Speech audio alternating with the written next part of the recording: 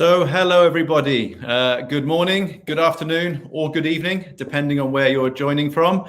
And to all of you, a very warm welcome to this, the third in our series of webinars focusing on key issues ahead of WRC-23. So, as I said, this is the third of the three webinars that we've been holding. We've so far been looking at issues in the previous two. We've been focusing on the UHF band and the 3.3 to the 3.8 gigahertz, the C band. And today we're switching attention to focus on the 6 gigahertz band. So I'm going to be introducing a bit more about what we're going to be doing today very shortly. But before we do, just to quickly remind you all where the concept for this series of webinars came. So we asked at all of our regional spectrum management conferences that we held throughout the year last year, we asked a key question to all the attendees of what they expect to be the most prominent issue at WRC-23. And as you'll see from the table just to my right here, there were three issues that came out very much as those which people thought would be those of most importance. So those were the issues that we decided to focus on. I just wanted to maybe point out that you can see that the 6 gigahertz, the issue that we're going to be focusing on today, was actually the only one of the three issues that was comprehensively one of the key issues all around the world in all of the regions that we focused on. So I think the other issues that there were some regions that maybe said they weren't as important, but I think it's safe to say that the 6 gigahertz issue truly is one that across all over the world is seen as one of the key issues today and is expected to be one of the most prominent issues at WRC-23. And I think that is actually seen in the registration numbers that we have for the event today. So we had, I think, more than 700 registered to attend each of the previous two webinars that we held, the last two that we held. But today we've even surpassed even that. And I think we have more than 1,000 of you registered to participate at the event today from all over the world. So it's fantastic to have you all with us. And once again, welcome to you all. So we have a fantastic lineup of speakers from, again, all over the world to talk through these issues, both from the industry side and from the regulatory side. And in a second, I'm going to be passing over to Jeanette Stewart from Analysys Mason, who's going to be our moderator for the event to talk us through some of the key issues that we're going to be covering and to introduce these speakers. But before I do, just a couple of things that I wanted to just mention. First of all, I've mentioned a couple of times the previous webinars that we've held. For any of you who wasn't able to join us for those and wants to catch up on the discussions that were held there, then replays of those webinars are available now to watch at the website spectrum-series.com/webinars. So you can watch those previous webinars that took place, and the discussions from today are also going to be added on at that same link immediately following the proceedings today. You'll also be sent out a copy of an email, which will have that link on it, and also another link which will enable you to download all of the presentations and slides that are being made today as well. So you'll receive that all after the event. So that's all available for you to kind of watch afterwards. Next, I also wanted to mention the hashtag. So the hashtag that we have for this event, for those of you who are watching live on the Twitter feed that we also have running, the hashtag we're using is hashtag, you can see at the top of the screen, WRC23 webinars. So for anyone who wants to tweet about the event or post something on social media, or for anybody who wants to maybe follow what others are saying about the event, please do that using the hashtag there. So next on to today's discussion. So the focus, as I've mentioned, is going to be on 6 gigahertz, the new spectrum battleground. And we're going to be looking at some of the key issues affecting the band and looking at the different stakeholders, different participants, and really trying to get a gauge on where we are now, the different perspectives that are emerging, and of course, where we are going forward in the build up to WRC-23.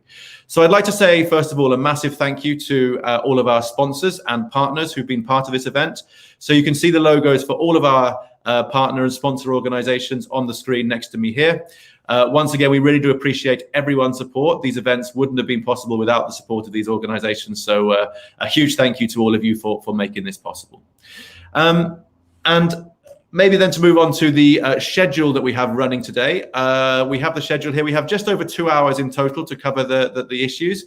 I wanted to particularly mention that we have, you'll see from 3:15 onwards, and all these times are in Central European time. So from 3:15 onwards, we have a good hour where we're going to be having discussion amongst the speakers, and we want to hear from you as part of that. So we want to hear from all of you out there. We want to have your questions, your comments. You'll see that there is a chat area on the right-hand side of your screen. So please do add your comments, add your questions in there, and we'll be putting those to our speakers during the session, as I said, towards the end of the session here. So we have a very busy 2 hours ahead of us, so I think we better probably get started. So without further ado, I would like to now welcome to the stage our moderator for the event. So that's Jeanette Stewart from Analysys Mason. So Jeanette, welcome, and it's great to have you with us again. So yeah, looking forward to the discussions and looking forward to hearing what everyone has to say. But without further ado, over to you. Thank you very much, Dan. And I would also like to extend my welcome to everybody to this webinar. Today, as Dan has described, this is the third webinar in the WRC-23 series, which Forum Global have been running. My name is Jeanette Stewart, and I work in the Spectrum Consulting team at Analysys Mason. Analysys Mason are global telecoms, media and technology consulting and research firm. We've been working with Forum Global to moderate these webinars. So the topic of this webinar, as Dan has described, is the 6 gigahertz band. What we will go on to discuss today is the agenda item concerning current and future use of this band, which is being considered within the ITUR currently in preparation for the World Radio Communications Conference taking place in 2023. So I'm going to say a few words of context, and then I will pass on to the expert panelists, first of all, to describe the different industry perspectives, and then we will hear different regulatory perspectives as well from selected regulators from around the world.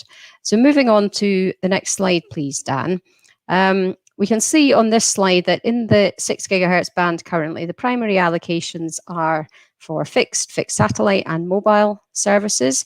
So these allocations are currently used in different ways in different markets, but current uses include fixed link, satellite, and in the lower part of the 6 gigahertz band, there is unlicensed use for low power wireless technologies, which we will come back to in a moment.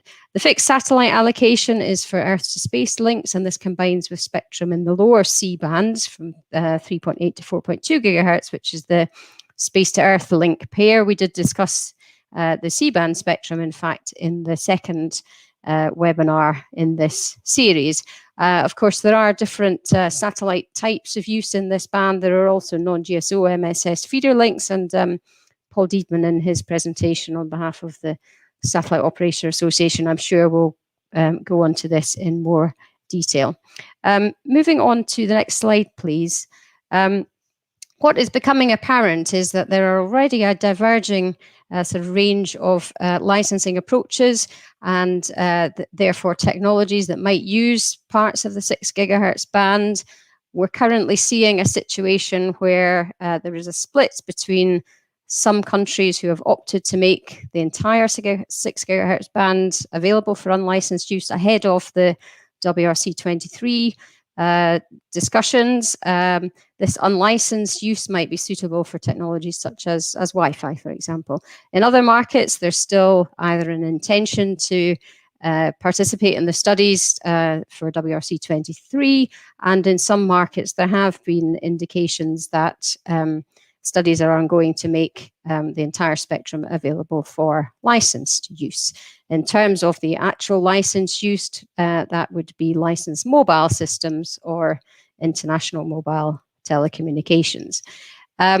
Brazil was the second of 2 large nations who have released 6 gigahertz spectrum entirely for Wi-Fi, the other market being the US, and we will be hearing from the Brazilian regulator later on in this session about the rationale for doing so.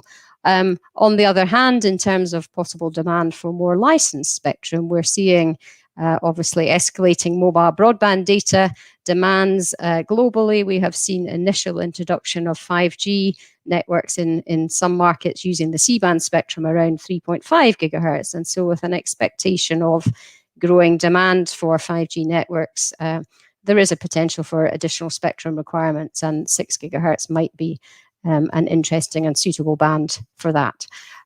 So with that context, I'm now going to hand over we will be hearing from panelists who will be setting out their industry perspectives on use of the band, and then we will also be hearing from regulators. First of all, however, I would like to hand over to Uwe Loewenstein, who is the Councillor for ITU Study Group 5 in the Radio Communications Bureau. Uwe previously worked in Telefonica, and so I know you have a history of participating in World Radio Communications conferences, and Uwe will provide some context and background, I think, to the WRC-23 studies and the studies that are ongoing. So Uwe, over to you. Yeah, thank you, Jeanette, for the kind introduction, and a warm welcome from my side as well. And thank you, Dan and Forum Global, for inviting me to giving this setting the scene presentation. On the second slide, we see what we have in terms of the WRC-23 agenda. First, when we click, we see that there is a lot of agenda items actually for the science service. On the next click, we have altogether 5 agenda items for the satellite community. When we go to the next click, we have even 6 agenda items to the aeronautical and maritime services. And last but not least, we have the 5 agenda items for the mobile and the broadcasting area. And here, when we click, we see we have the agenda item 1.2 dealing with the mid-frequency bands. What is this in particular, this agenda item 1.2? We will see on the next slide. This is actually the consideration of identification. The next slide, please, Dan. Thank you. The identification of the frequency bands listed here under the purview for IMT, and including a possible additional allocation to the mobile service on a primary basis. And stated this in resolution 245, I would like, with a click to considering E, show you that this is compared with lower and higher frequency bands. The midband spectrum can provide better balance for meeting needs for both coverage and capacity. And today, when we click, we will focus on the 6 GHz band, which is only applicable for region 1. On the next slide, we see the excerpt of the radio regulation, the according entries. And here also, when we click, we are focusing on region 1. And we have certain footnotes which describe according protection and special situations. So for instance, when we click, we see there are altogether 5 footnotes for the fixed satellite services. We have 1 footnote for the space research service when we click. We have another footnote for the radio astronomy, and we have a particular footnote for the standard frequency and time signal satellite service at the last. This is all part of the radio regulations when we're talking about the 6 GHz band. Who is dealing with the actual agenda item 1.2? We will see on the next slide. We have 2 groups. We have the responsible group, which is I2R Working Party 5D, being responsible for IMT services. And we have contributing groups, which providing material for which the responsible group is waiting for and dealing with, coming from propagation, satellite working parties, other terrestrial services, but also science service from the study group 7. And as the responsible working group, when we click, we will see that currently I2R Working Party 5D is already deeply involved in these activities.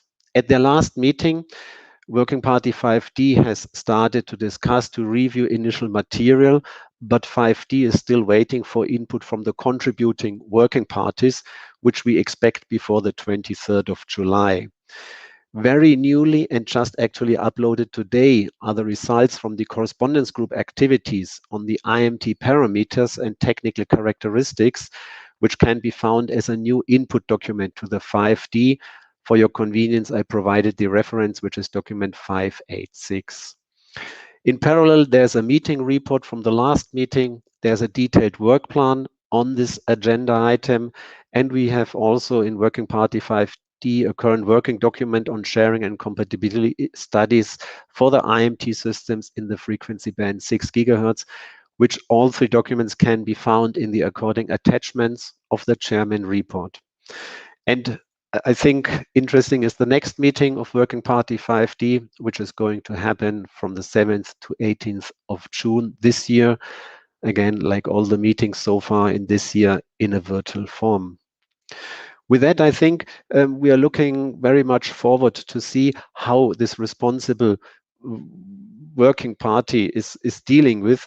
And the task is to examine the contributions from the memberships, to collect the system characteristics and the requirements, and then based on this material to carry out the technical compatibility and sharing studies, subsequently develop the draft technical solutions towards the World Radio Conference 23, and last but not least, also contribute to the technical studies prior to the Radio Assembly 23. And this is the plan ITUR has set for agenda item 1.2. And this would conclude my introductory remarks and information on what has been provided under agenda item 1.2. And with that, I'd like to thank you and would be available for any questions if there are any. Thank you very much, Uwe, for setting the scene for us. We will now move on to the State Your Case part of the agenda. So we're going to hear an outline of the different industry positions relating to demand for use of the 6 GHz spectrum. I think, as you will have picked up from the introduction to this webinar, the main allocations and uses that we're talking about are satellite services, fixed links, mobile or IMT, and low power short range technologies such as Wi-Fi. So we're going to be hearing from a series of speakers who will touch on the key points for their respective industries. But I would like to first of all introduce Luciana Camargos, who is Senior Director for Future Spectrum at the GSMA. So Luciana, over to you. Hello. Hello, thank you very much. Greetings, everyone. It's a pleasure seeing you all here, and thanks to Forum Global for the invite.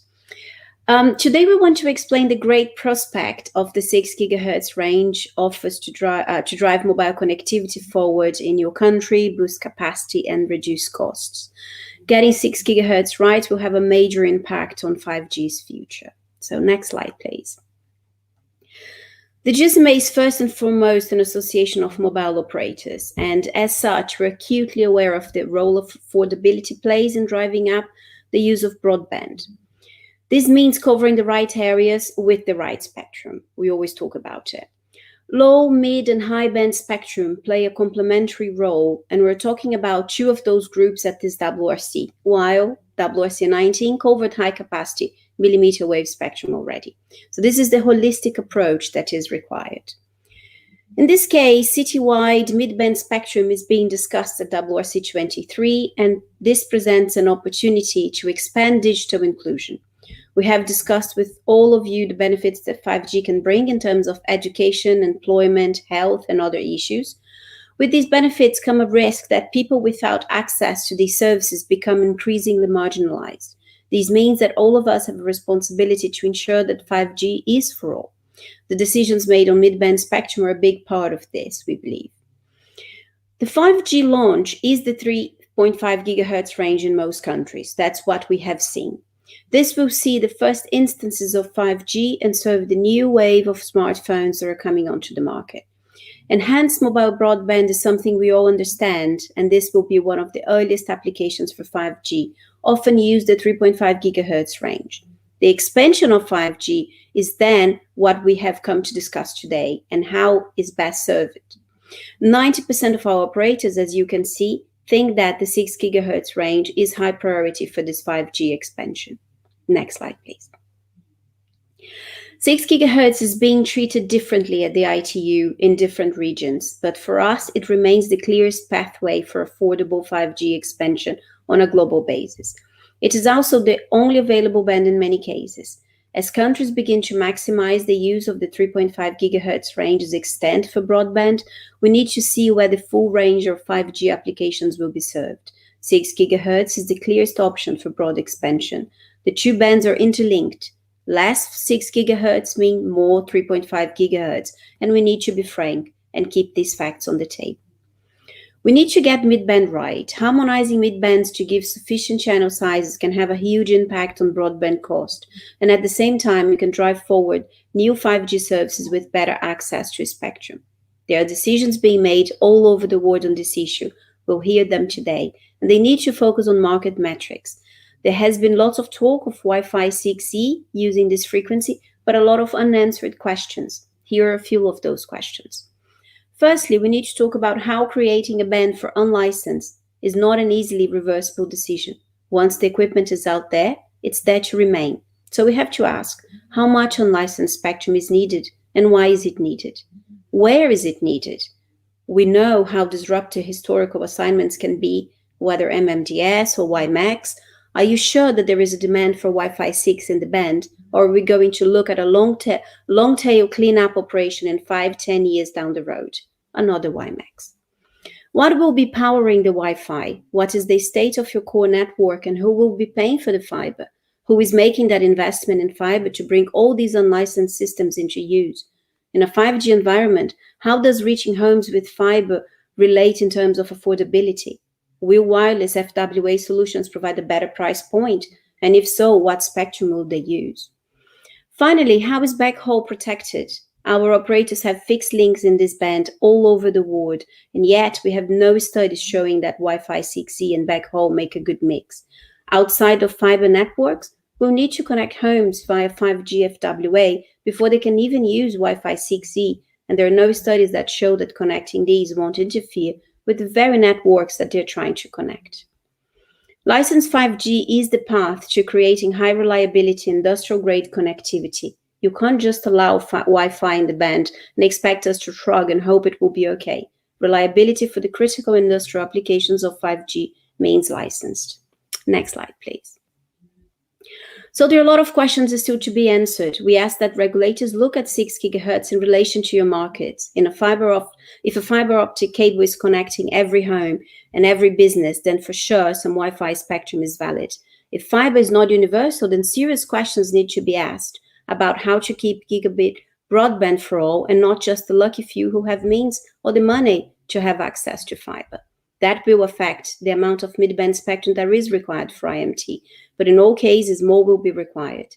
In Region 1, where is the 6425 to 7125 portion being discussed, there's currently 650 megahertz of spectrum potentially available in bands between 1 and 3 gigahertz, with varying amounts of 3.5 gigahertz range spectrum being made available. So spectrum demand for IMT will be higher than this in all cases, and the question is, where is it going to be met? So in my final slide, would like to mention that a new research carried out by the GSMA is being released in a few weeks, and I can give you a heads up. There is work to be done on the spectrum demand. We believe on average 2 gigahertz of mid-band spectrum will be required, which leaves a big step up in a lot of countries. Considering the 650 megahertz I just mentioned to be max between 1 and 3 gigahertz, there is still 1.35 gigahertz to be found between 3 and 7. Where will it come from? And we're talking about 1200 megahertz of 6 gigahertz spectrum that can be considered to meet this demand. WRC will be talking about 700 megahertz if you only use the upper band. That is a prime asset that can be put to use serving jobs and economies in the countries where you live. So we believe that meeting the shortfall of mid-band spectrum will require government support inside and outside WRC. The 6 gigahertz ecosystem will be vast and will be used well beyond the borders of Region 1. So thank you very much. I'm looking forward to our discussion today. Thank you very much, Luciana. I'm now going to pass over to our second industry speaker, who is Mr. Alex Reuterblatt, who is Vice President of the Worldwide Regulatory Affairs at the Wi-Fi Alliance. So Alex, could I hand over to you? Hello. Yes, of course. Thank you, Jeanette. And it's a delight to be here with old friends and colleagues, and appreciate the Global Forum for invitation. I hope that you can see my screen, and I will put it in the presentation mode so that will be even easier. So I think that I bring a unique perspective to this discussion because over the last 5 years, I have spent a good portion of my time working with regulators around the world in trying to find regulatory solutions to expand the utilization of the 6 gigahertz band. So from this perspective, I would like to bring two things to this discussion. First, I can tell you that regulators around the world are concerned about protecting the existing services in the 6 gigahertz band. And the second thing that I can bring to our discussion is that the laws of physics are universal. They don't change from country to country. So when it comes to the protection of incumbent services, we need to take that into account as well. So with that, I hope to cover the two questions of, is the IMT deployment feasible, and why does Wi-Fi need access to the entire 6 gigahertz band, which Luciana already posed, so I think that will help her a bit, and then we'll go to the conclusion. So first, is the IMT deployment feasible? So requirement for the deployment of IMT. We have been identifying for IMT since WRC 2000, so for over 20 years. We know what is necessary for successful IMT identification. But in these multi-year processes, it's easy to develop a target fixation and lose track of the underlying objective.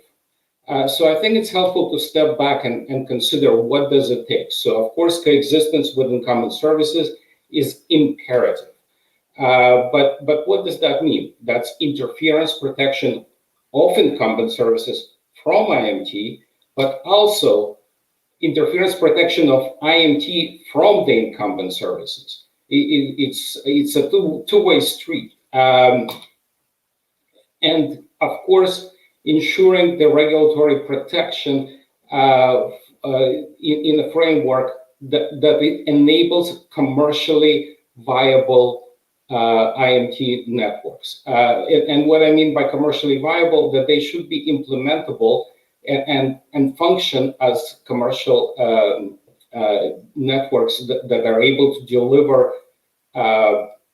services without being simply an identification in the radio regulations. The radio regulations are replete with IMT identifications that have been around for quite a while, but yet have not been implemented over the years. And I think it's important to avoid that because this is not trivial. So fact number one. Essentially, the lower part of 6 gigahertz, the 5925 to 6425 and the upper part, the 6425 to 7125, have largely the same incumbent services. And the protection of these services has been analyzed, as I said, over the last 5 years. So I will not go into what services are in the band, except to say that for the fixed satellite service, there are uplinks. And what's important to note, the Appendix 30B, which is critical for developing countries to ensure implementation of their satellites. This is an allotment of the FSS, which will be used by developing countries. And point-to-point links. So in CPT, there are almost 15,000 links right now that are operating in CPT in just the upper portion of the 6 gigahertz band. What does it take to protect those links? And there are urban, suburban, rural deployments and future growth deployment that needs to be taken into account. So we don't want to impede the development of these networks by introducing a service that can't share with them. And of course, space science services, which I don't have time to go into. So with that, fact number two, following extensive multi-year studies, the regulators around the world, literally in Europe, Asia Pacific, Americas, elsewhere, are coming to to a regulatory model that basically identifies what does it take to share. We can share the spectrum with very low power RLANs, which operate at 25 milliwatts, low power indoor RLANs that can operate at up to 250 milliwatts, but relying on building structure attenuation, and in some countries, coordinated approach. But what's important that the RLANs operate on non-interference basis. And so they don't demand protection and obviously operate at quite low power levels. These regulatory solutions will not work for IMT because IMT, first of all, requires a commercially viable IMT requires a much higher power level, and coexistence with these services will require significant holes in coverage. So possible alternative is to relocate into some other band, but of course that entails significant outlays of resources. So that's not possible. So why does Wi-Fi need the spectrum?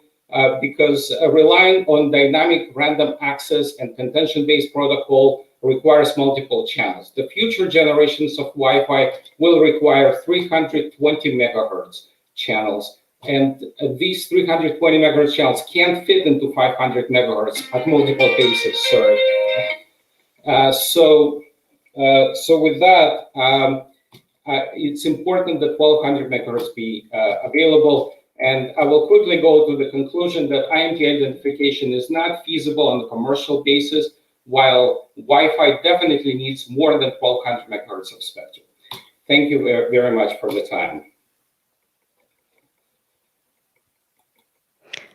Thank you, Alex, for that presentation. So we will now move on to hear from one of the sectors of existing use of the 6 gigahertz band. So I would like to introduce Paul Diedman, who is giving a presentation on behalf of the European Satellite Operator Association. Paul, over to you. Hello. Thank you very much, Jeanette, and to Dan and Forum Europe, and greetings to everybody. I hadn't realised until Dan's introduction just how many hundreds or maybe thousands of people were registered for this. So this is quite an exciting moment for me to be speaking to so many people. So I'm speaking to you on behalf of ISOA, the EMEA Satellite Operators Association, and I'm one of the co-chairs of one of our working groups there, the ITU working group. So in this presentation, I plan to give you an idea of the sort of satellite applications which are used in the 6 gigahertz band, the type of interference issues that we all need to be taking a look at, and some preliminary views from ISOA on the sort of the current situation and the feasibility of different solutions. So if you could go to the next slide, thank you, Dan. So this gives in a little bit more detail a breakdown of the different satellite allocations and uses in the 6 gigahertz band. Here I'm talking about what's sometimes referred to as the upper 6 gigahertz band, so above 6425 megahertz. So you see that we have well, almost for the entire band that's considered for IMT and for Wi-Fi. So aside from the upper 50 megahertz, so for almost the whole band, there's an FSS uplink allocation. And as an uplink allocation, this is used by a number of GSO networks, and the major interference issue there is about interference into the satellite receiver. But we also need to look at the compatibility with the transmitting earth stations, which would operate in these GSO FSS networks. And then part of the frequency bands, 6725 up to 7025, it's identified in the radio regulations for Appendix 30B. And for those who are maybe not so familiar, what Appendix 30B aims to do is to guarantee for every country in the ITU equitable access to the geostationary orbit.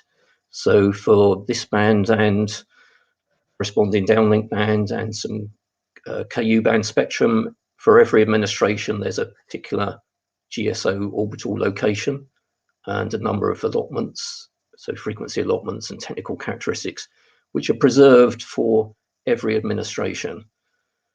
And this also needs to be examined in the context of possible uplink interference to those planned operations. And then also we've got the non-GSO MSS feeder links in part of this spectrum. So this is spectrum which is used for connecting some non-geostationary MSS systems like Globalstar, Omnispace, EchoStar. They provide MSS operations globally using L-band or S-band spectrum, and the feeder links connect to the gateway stations using this downlink spectrum. So this is a case where we have the possibility of interference from IMT or Wi-Fi systems into receiving Earth stations, so in a different direction here. So next slide, please, Dan. So this gives a little bit more detail about the uplink use. So one of the applications for the uplink spectrum is also for MSS feeder links, but in this case, this is for GSO MSS systems.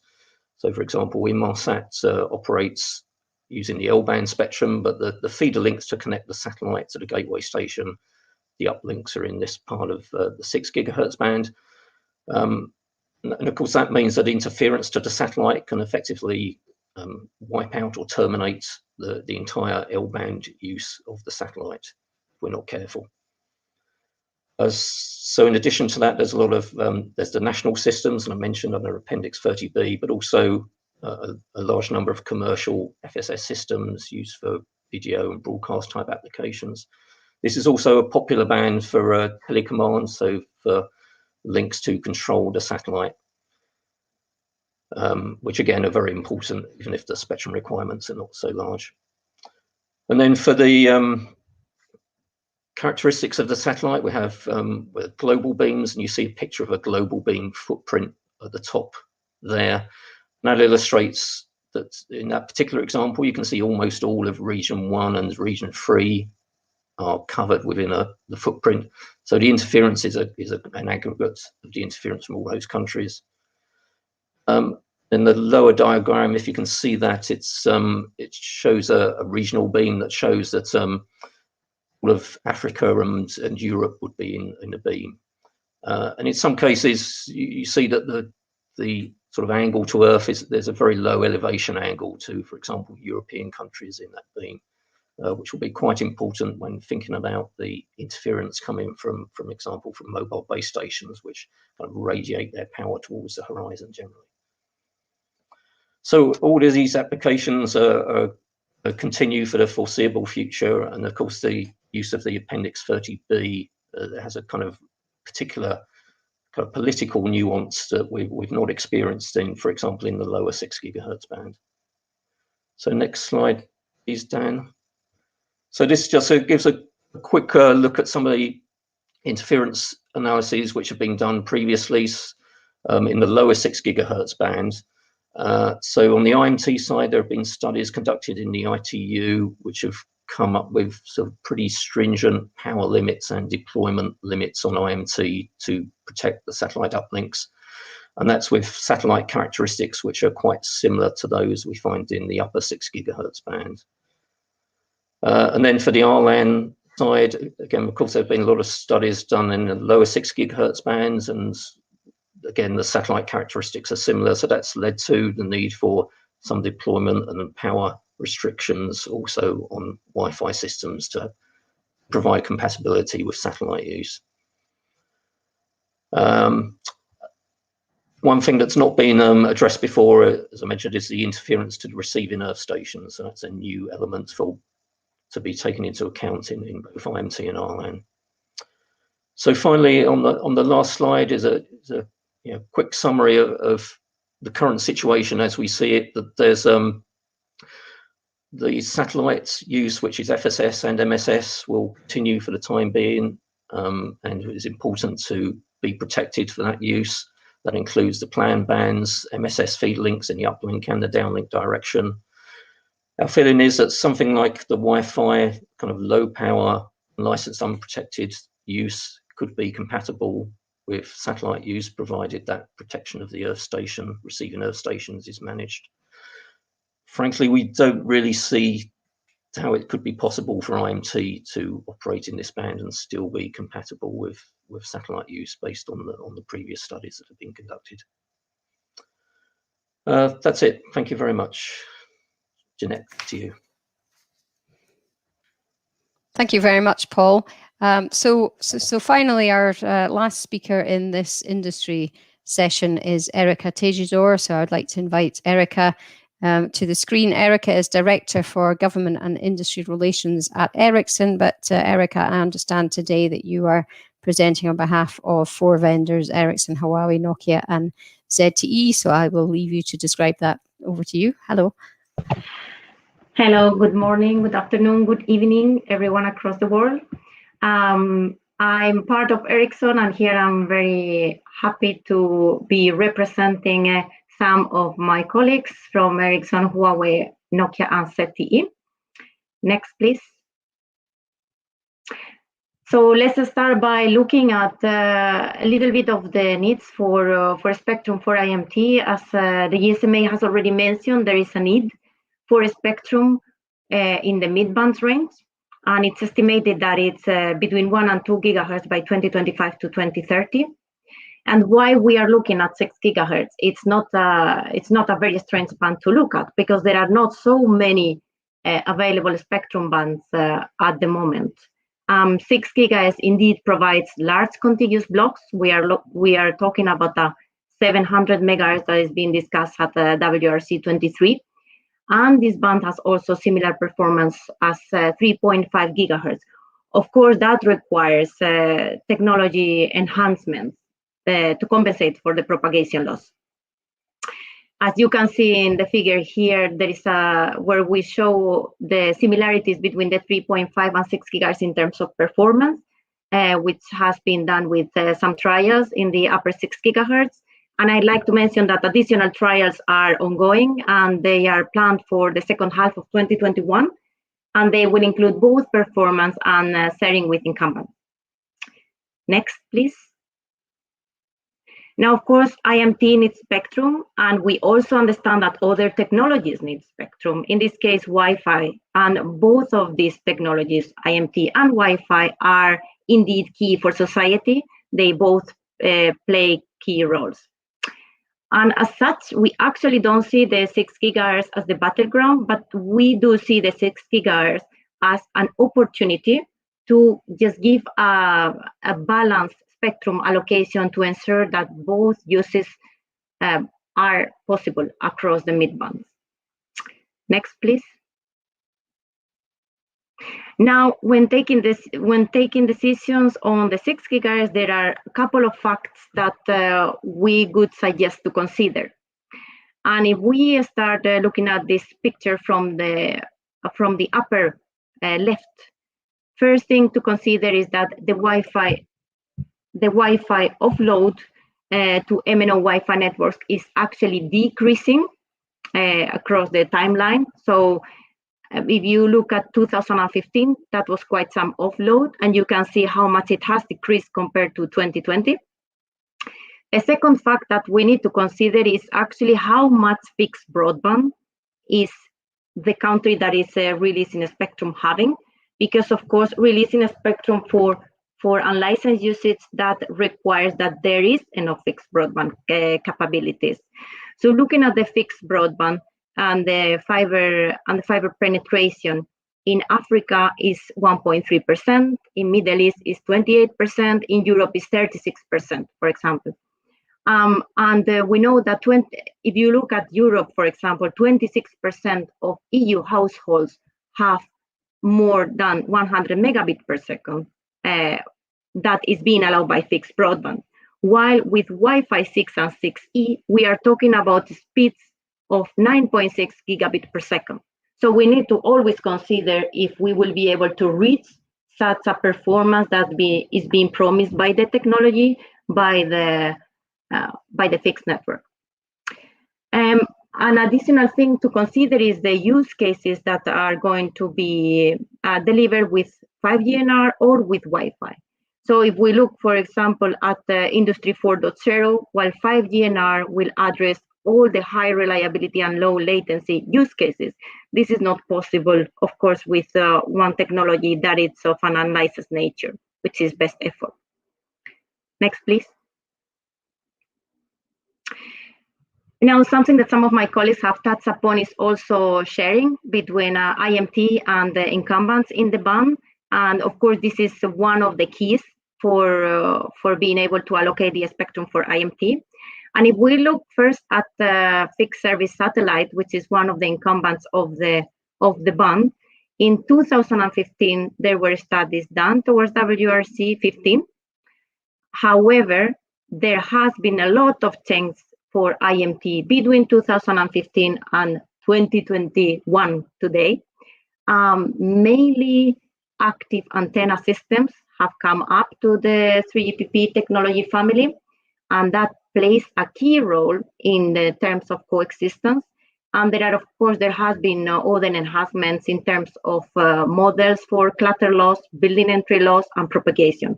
All of this need to be considered when doing new studies towards WRC 2023. So we will have to wait for those studies to be able to draw conclusions on coexistence between IMT and FSS.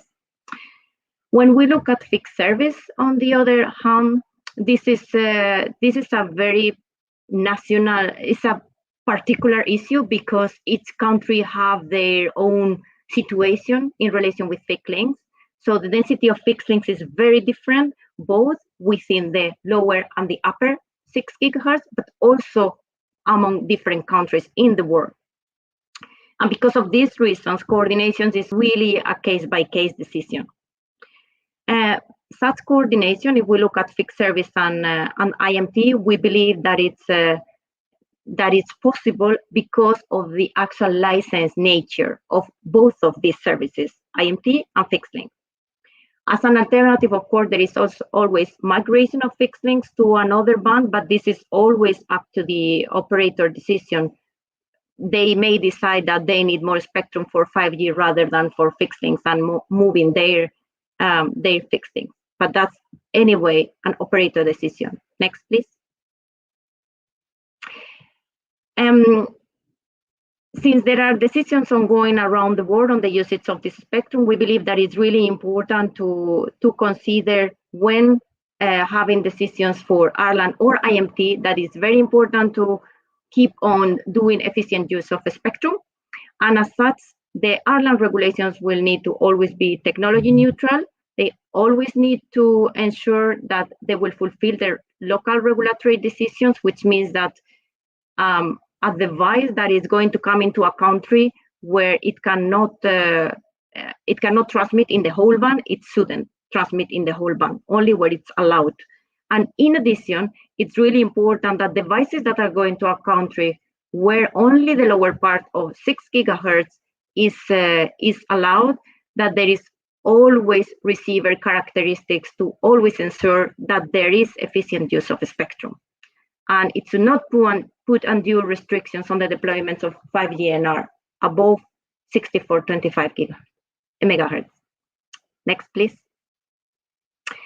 So just as a summary, we believe that WRC-23 is a great opportunity to ensure harmonization for IMT across large parts of the globe and help to develop the ecosystem.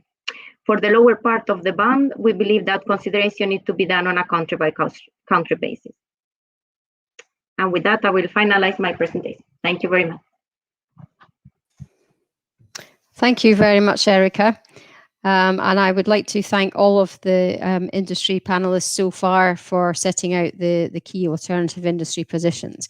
We're now going to move on to hear the response from policymakers to the industry positions. We have 4 regulators from different ITU regions who are going to respond.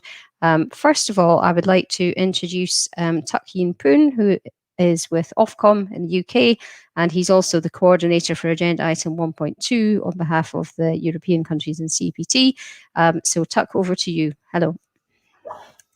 Hi, good morning, good afternoon, good evening to everyone. I know that some of you might be accessing this webinar from the whole world, basically.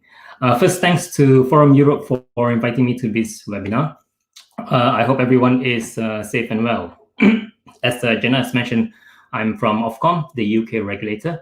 But on this webinar, I'm here in my capacity as the SEP coordinator for Agenda Item 1.2.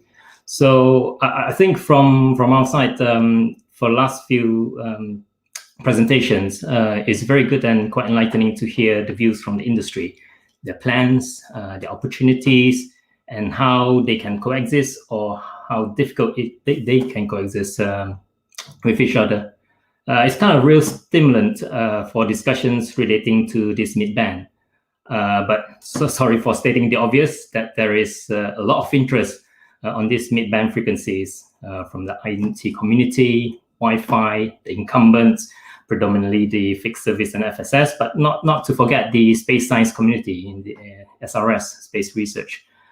I think that there's been some long-term plans, as we've seen, and also investment in some of these incumbent services systems, along with the new opportunities that it brings for new allocation for IMT.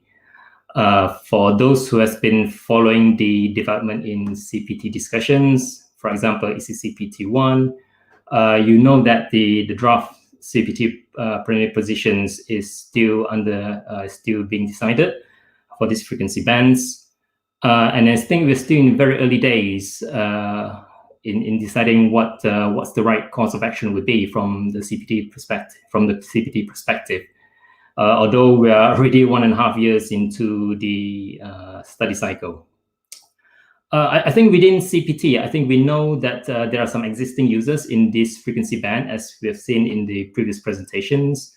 I think it's very important that we understand the systems, and that is why conducting the appropriate sharing studies is quite important. Obviously, with the representative parameters that's being defined by the relevant expert groups in ITU.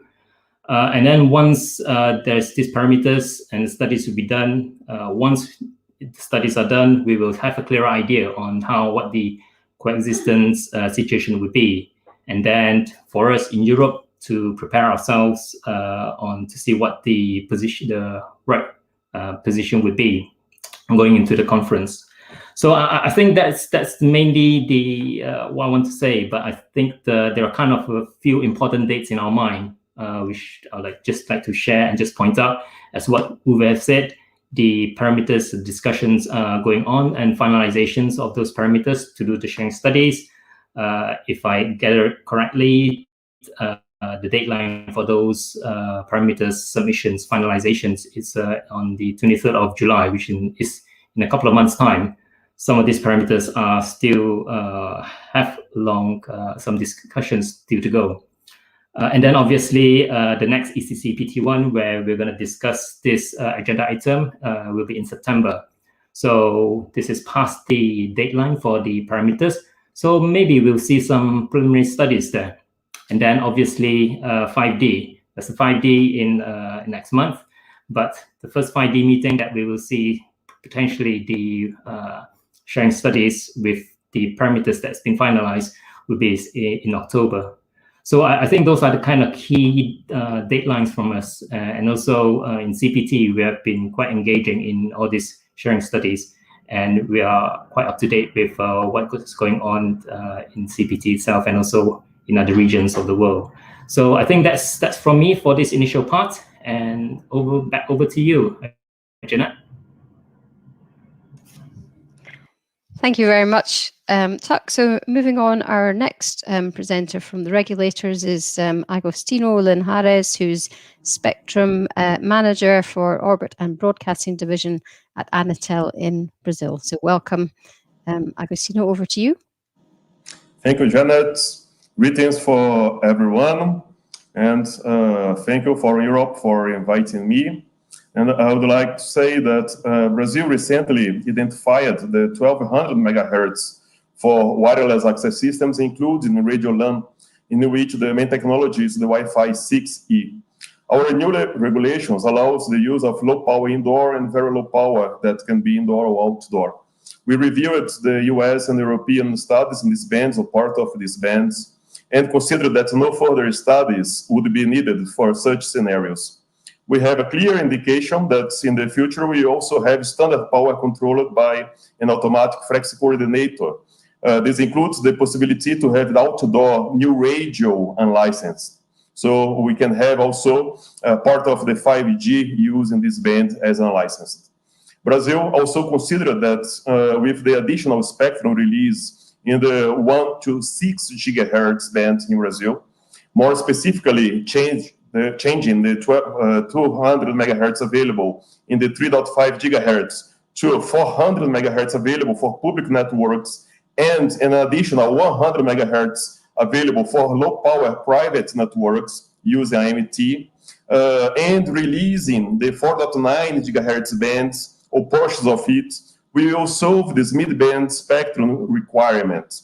Because we also have to consider that the 6.7 gigahertz will also be used for NRU indoor or outdoor in the future. So we believe that it's not fair to compare only Wi-Fi 6E, but we will have different technologies use this band, including Wi-Fi 6E, that's very advanced technology, but also the new radio unlicensed band.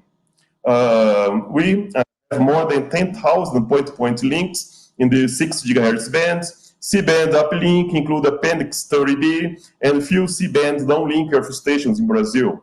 The 6 gigahertz is also used for electronics new gathering. So we took all of this into account to have our decision. We also believe that for region 2, the 10 to 10.5 gigahertz is a counterpart for region 1, 6425 to 7025 megahertz studies. Although we consider that the 10 gigahertz is more similar with millimeter wave bands. However, one important point is that we do not expect the coverage of the 6/7 gigahertz will be so similar as of 3.5 gigahertz as some players are presenting this idea. The maximum ERP in 3.5 gigahertz is already 75 dBm, which power is expected in 6/7 gigahertz to have similar coverage. We also have to consider that FSS are worldwide service. For WRC-23, if it is shown that shared compatibility is feasible, we do not have difficulties if region 1 identifies this band for IMT, neither if the last 100 megahertz is identified worldwide, which of course includes region 2. But we believe that Brazil took the right decision of making the whole 6 gigahertz band for a new and promising technology, making possible to positively impact the economy right now, allowing the continuity of other services. Thank you.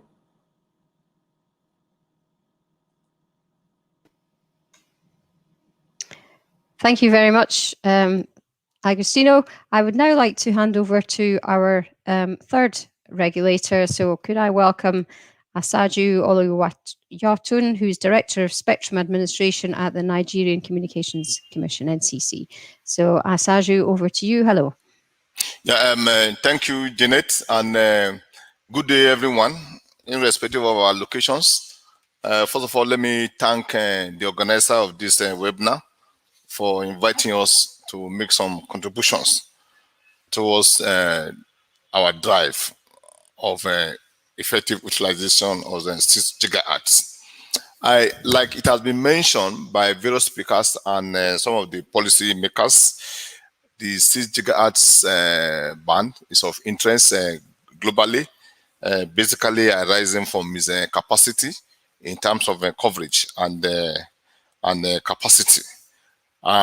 We in Africa, we also took into consideration and the Wi-Fi capability of the 6 gigahertz band, particularly the Wi-Fi 6, and accordingly, we are interested in seeing the outcome of the WRC-23 and perhaps how it will be, the utilization of 6 gigahertz band will be harmonized globally.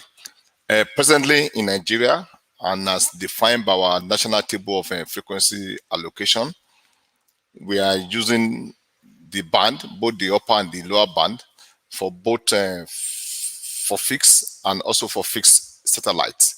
And specifically for the telecom sector, we are using it for long-haul point-to-point link, particularly for microwave transmission, which has been very effective for our long distance. And I'm sure that many of us are aware that because of the gap that we have in terms of fiber development in sub-Saharan Africa, the band is very useful for long-haul transmission. So accordingly, we are going to wait for the studies that will be concluded in 2023, particularly the studies on item 1.2. We are going to participate keenly into all of this. But basically, in Africa, we have been receiving some propositions from some of the telecom forums, particularly the Wi-Fi Alliance. And as a matter of fact, they are proposing the Wi-Fi 6 devices with the hope of operating it in the 5925 to 7125 megahertz band. That is what is being proposed by Wi-Fi Alliance. And of course, they are taking into cognizance the wide range capacity of about 1,200 megahertz of the sub-band. In conclusion, as regulator and specifically for Nigeria, what I can say to this forum is that Nigeria will be working closely with the West African region, the ECOWAS, and also indeed the African Telecommunication Union to arrive at a common position. And of course, we're also in Region 1 as far as the RTU demarcation is concerned. So we shall also be working closely with some of our counterparts in Region 1. So, but what we are looking to see, we are looking to see an harmonized spectrum for global use, either regionally or globally, depending on the outcome of WRC-23.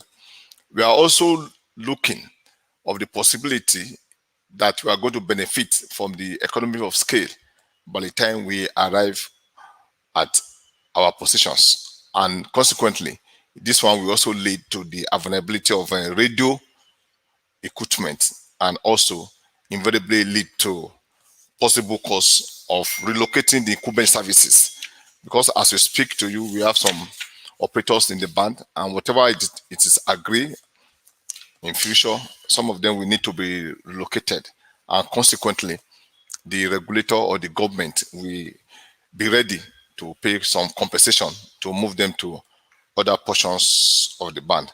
So finally, I would like to submit that Nigerian position on the 6 GHz band will be available to the public when the ongoing consultations are concluded. Thank you very much. Thank you very much. Thank you very much, Saju. That was very clear. Thank you for your presentation.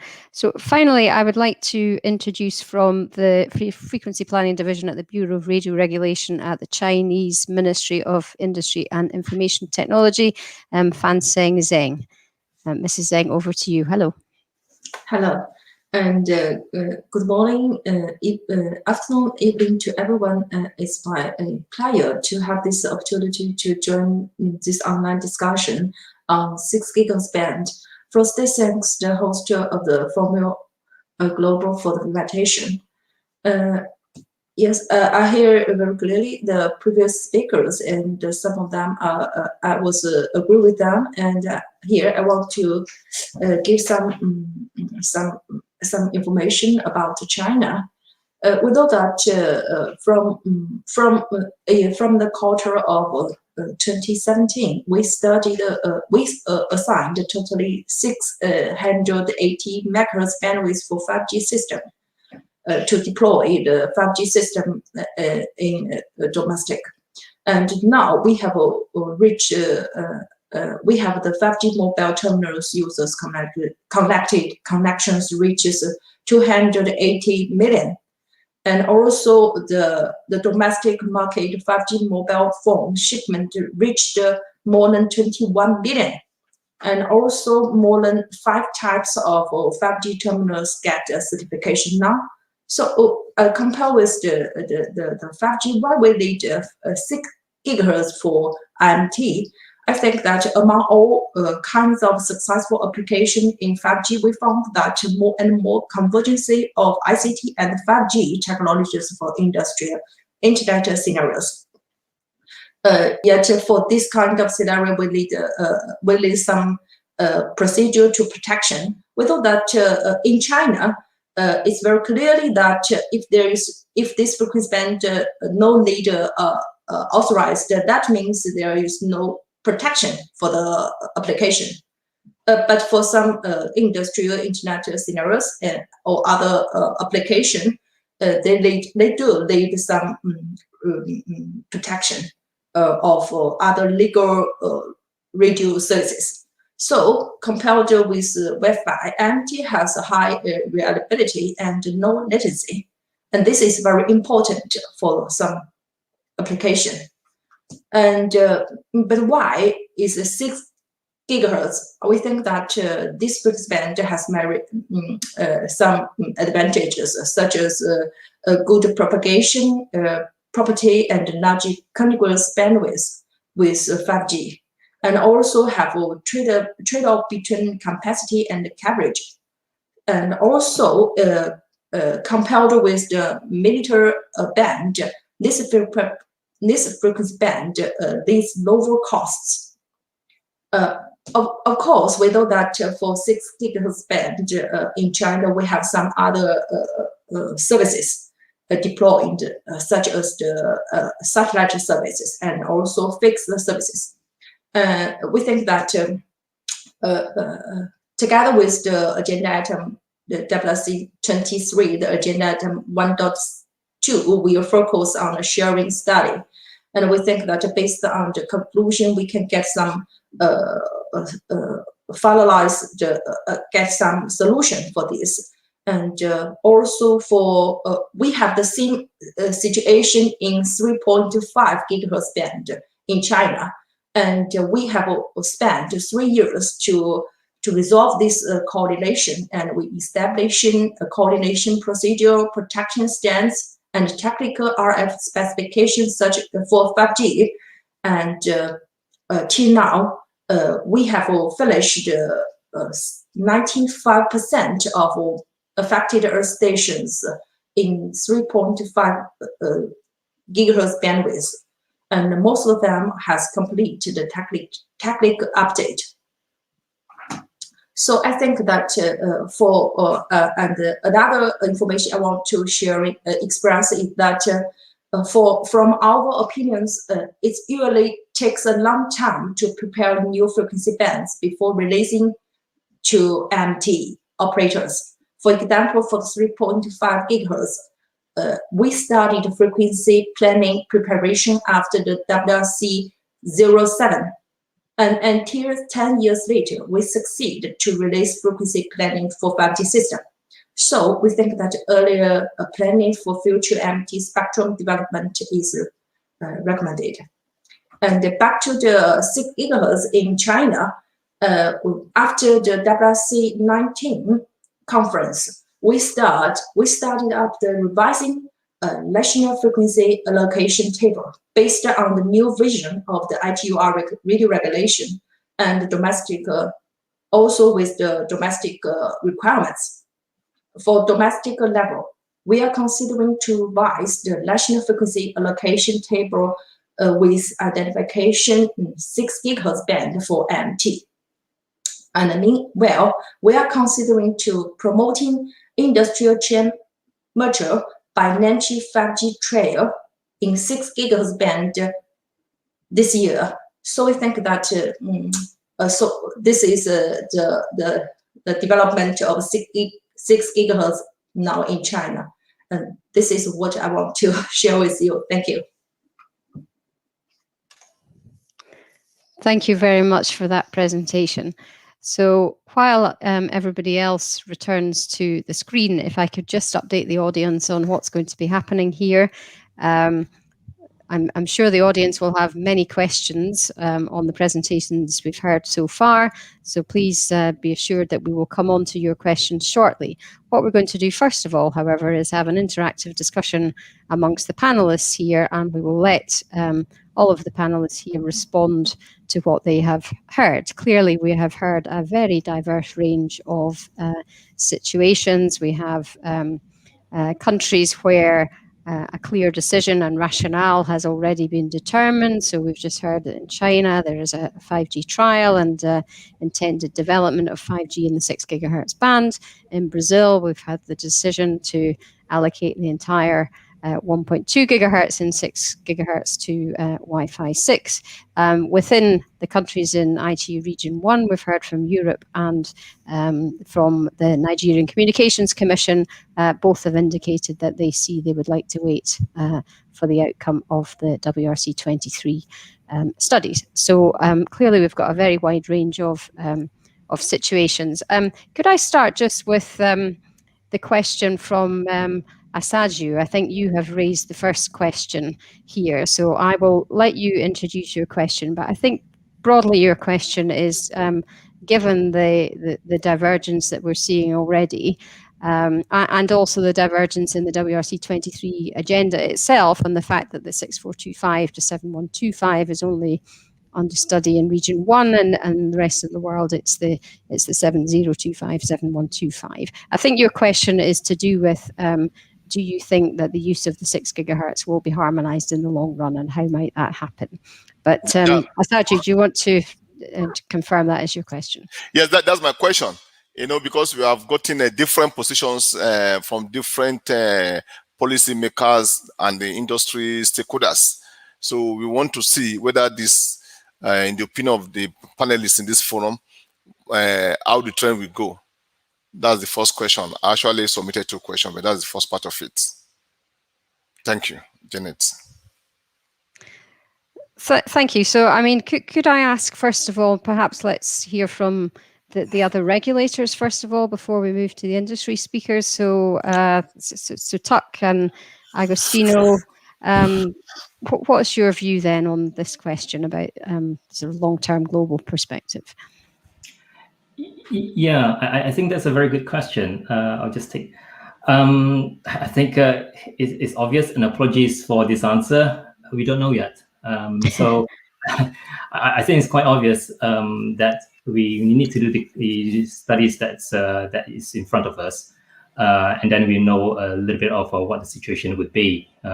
So in terms of the long term, I think we're still discussing, we're still debating, and it's good to that sessions and webinars like this kind of it's a good stimulant for these discussions, and we need to take all this into consideration. And I think at the end of the day, we need to see what is the how to deliver the best value to the end users, and then to see what's the best ways to use the spectrum most efficiently. I think that's the bottom line of it. But I'm afraid I don't have an answer for you today. So that's from me.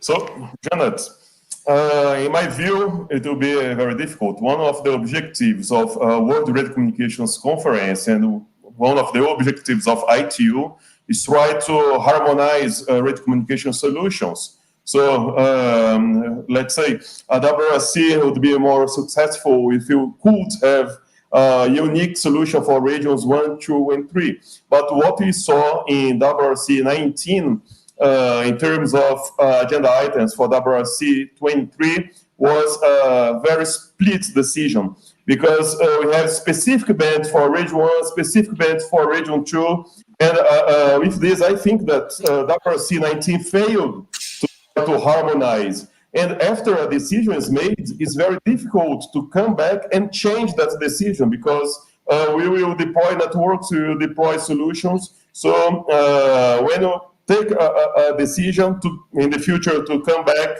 and change everything, is much more difficult. So in terms of 6 gigahertz, I think it's possible, but it is very, very difficult. Thank you. Thank you. And finally, before we hear from the industry, so Fan Sheng, just going to you, obviously you've been very clear on direction that China is taking, and clearly perhaps the trials in China will inform the ITUR studies. I wonder how you feel about what some of the other regions might decide on this. Yes, actually, we respect the outcome of the WRC-23, but for the 6 gigahertz, we are considering the domestic requirements, and we think that now that the local mobile network operators ask for more frequency band for the deployment of the MT, so we think that. At the same time, with revising the domestic frequency allocation table, we will identify this 6 gigahertz to IMT before WRC-23, according to our plan. Thank you. Thank you. So I think before we come off this question, let's hear from the industry side on the prospects and the sort of benefit, if you like, of global harmonization. So Paul, can I maybe ask you first, because obviously satellite is the incumbent use here, and with the diverse situations in different markets, that does complicate the coordination. So what's your thoughts on this? Yeah, thanks, Jeanette. I think given that the satellite use is a global use, and at least when we're talking about interference to satellite uplinks, it's got to be a global consideration and really a global solution. Those kind of technical aspects naturally lead in that direction. So I must say, listening to Ms. Zheng talk about this, it's kind of, it sounded like the decision to head in China has virtually already been made. That does make me wonder about how possible measures to protect satellite would be implemented, bearing in mind that this is something which needs to be done at an international level. It's in one country or one thing, but they have to be established at a fully international level. So yeah, that does make me wonder how that sort of national solution, how we could assure that such a national solution would really give the protection that was necessary for satellite systems. Thank you. Okay, so maybe come back to Fansheng later in the discussion and hear your response. But I wonder just the other panelists, Luciana, Erica, Alex, do you have anything you wanted to comment on this question? Yeah, I would like to comment if that's okay. We love worldwide harmonization in the IMT industry. We would love to have worldwide harmonization in all of our bands. And that's something we have been asking for since I first attended the WRC in 2000. We have learned along the way that it's not always possible. We have learned along the way that incumbent services do vary between regions, between countries. The socioeconomic side of the countries mean that there are different incumbent services. There are different services to be dealt with in different regions. And more recently, we've started having more regionalized solutions and sometimes country solutions. So it's a balancing act between achieving the harmonization that is needed for economies of scale and being able to coexist with the existing services. And that's what we've been facing since, I believe, WRC 15. Thank you.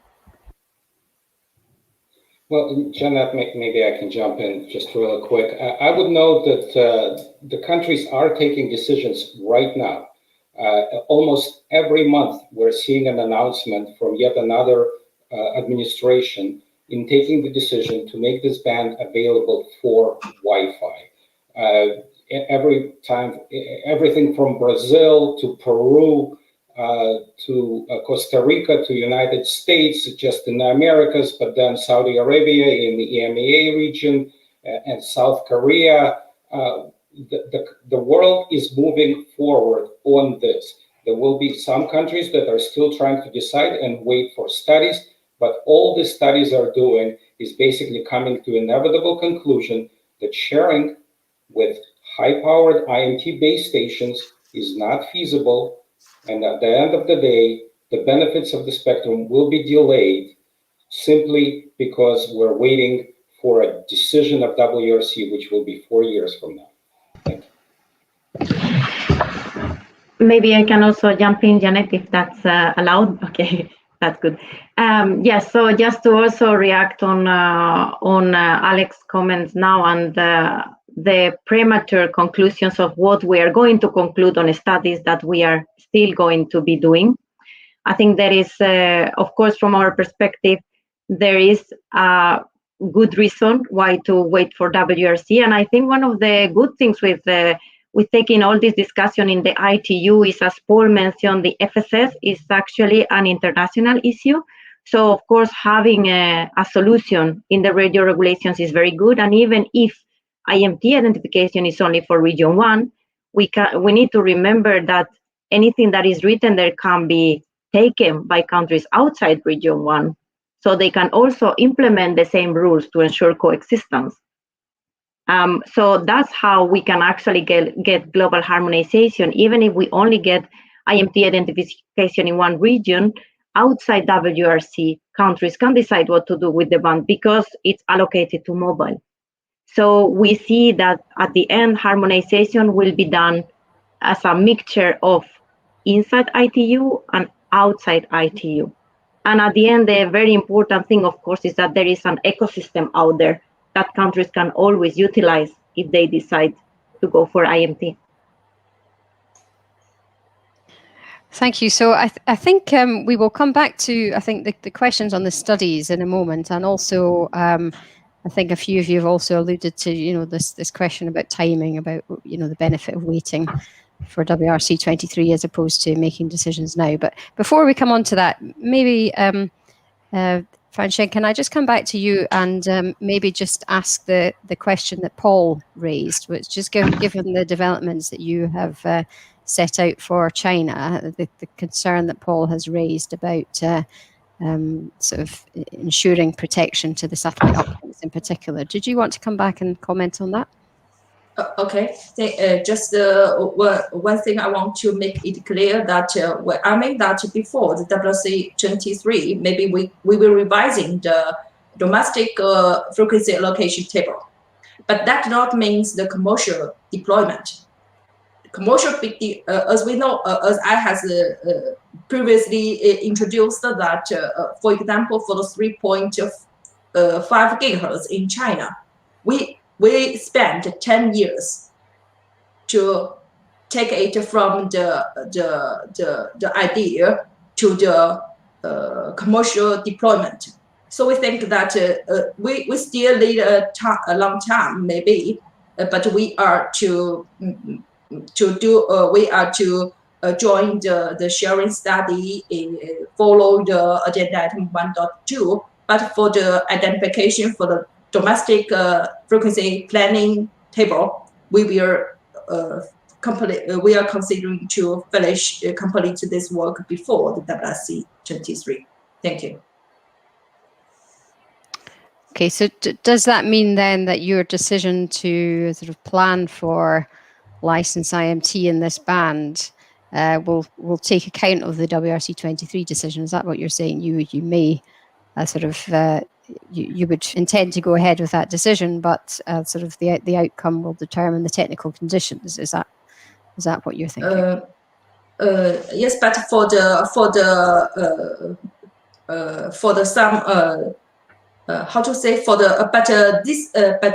meantime, for the commercial deployment, we will be later. But for the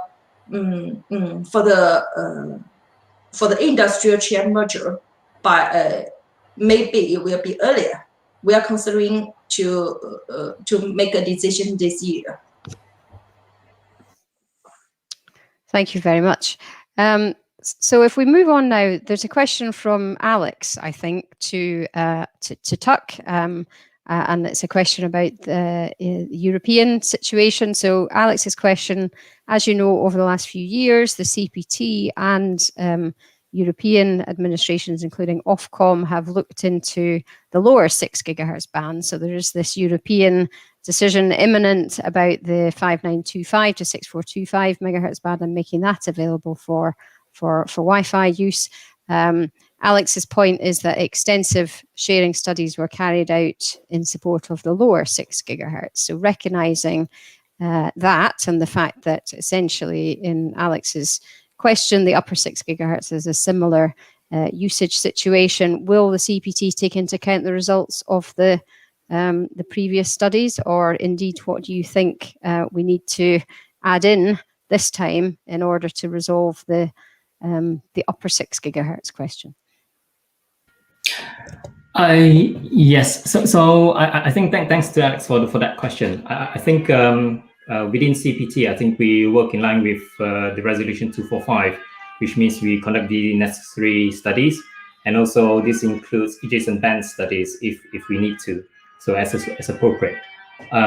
Although some aspects of these studies are similar, the lower 6 gigahertz and upper 6 gigahertz aspects like the propagation side, I think we need to recognize that there's a slight difference in what we're looking at in terms of studies this time around. As I think Erika has pointed out, IMT systems are deploying AS systems, which are beamforming. So I believe that is a slightly different situation to what we see in the lower 6 gigahertz band. But I think, as I said, obviously we can't be blinded by ignoring what has been done before. Obviously, that's always, you have done the studies, we already know what that is.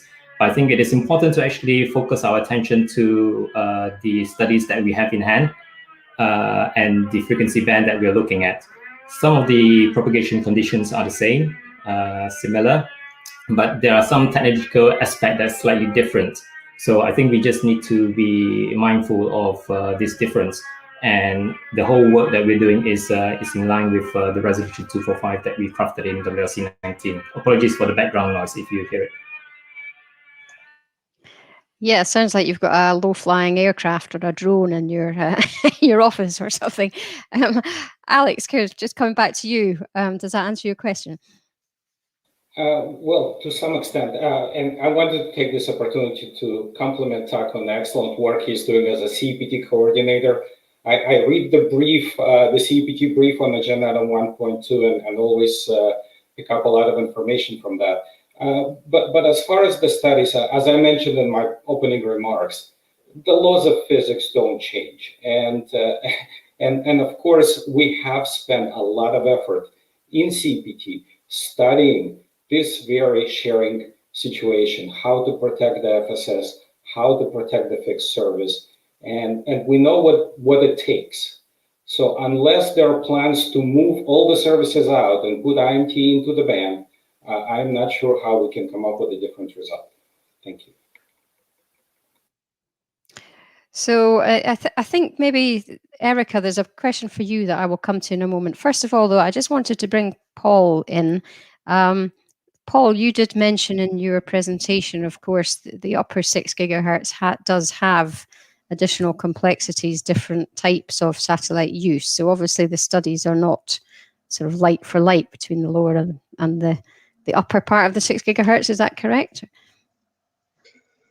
Yes, it is. And I think, well, in terms of the considerations about uplink interference, my feeling is probably nothing very much changes, but certainly that's something we need to check.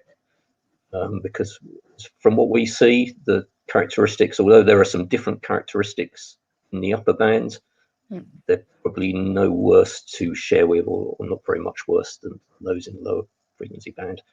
I think probably the trickier issue may be the receiving earth stations that you have in the upper band that you don't have in the downlink band.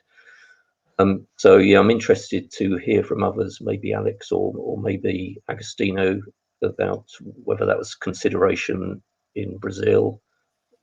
What mechanism is put in place, if any, to protect who's receiving earth stations in the 6 gigahertz band. Jeanette? Thanks, Paul. So we will come back to that. Could I just, first of all, maybe just turn to Erika, just thinking about the sharing studies that are ongoing. there is a question from Tuck, actually, which is reflecting what the sharing situation is at the lower 6 gigahertz. Has the IMT community considered any specific measures in designing their technology to coexist with the incumbent users? So maybe you could answer that, and perhaps also just pick up Paul's point there about sort of, you know, the uplink interference, and is it different this time? I know you mentioned that, you know, a key difference is the active antenna systems and so forth. Yeah, so first I would say that I think Tak also touched upon this, that it's not really straight to compare the studies on the lower part with the upper part, just because the interference systems are quite different. So if we compare RLAN, no matter if we are talking about RLAN Wi-Fi or RLAN NRU versus IMT, 5G NR, those are quite different systems. So you cannot say because of one is going to interfere and it's lower power, then the other will have the same because the incumbent is the same. There are quite some differences. And of course, these are things we are always considering how to share with incumbents. And at this point, since there has not been studies yet, we have only been working with the IMT parameters. We are going to run all the studies, look at the results, and of course, if mitigation techniques are necessary, this is definitely something that we are going to consider with our technology. As we know, all the technologies evolve constantly. So of course, that will be one of the things that we will need to consider. But we just think that it's a little bit early to think about how are we going to mitigate a problem that we still need to quantify and decide, of course, first if there is.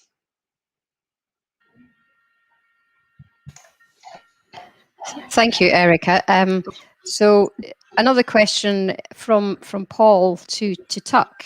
So the question from Paul is that for the CPT, it would seem necessary for CPT to potentially take a position ahead of the WRC-23. Do you agree? And if so, how will that decision be made?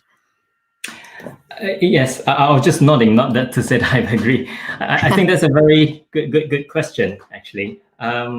I looked at this question and I just have a small reflection of the conversation I had over the weekend of who's my favorite child. So it's going to be a bit difficult if one child is going to earn a lot of money and then do humanitarian purposes, and the other is a nuclear physicist who progress scientific advancements. Who would I choose best? Who should I choose better?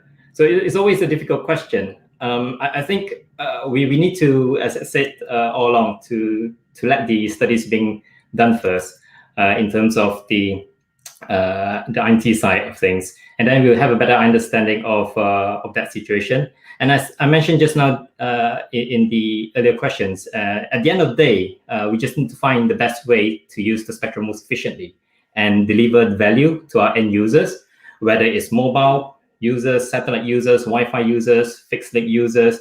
I think that is the bottom line of it, that we need to find out what is the best way that we deliver this value to our end users and use the spectrum most efficiently. I think that's the bottom line of it. Thank you.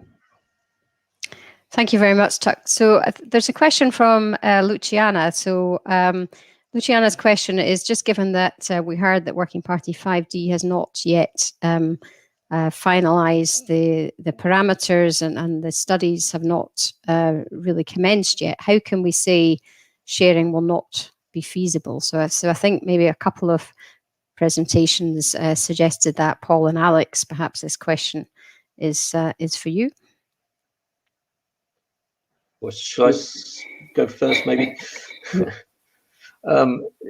Yeah, you're right. That Luciana's right, of course, that the parameters are not yet decided, but it just seems to us, looking at the evidence of what's been done previously in the lower 6 gigahertz band, that it's really such a strong conclusion that it's not possible for standard IMT systems to operate.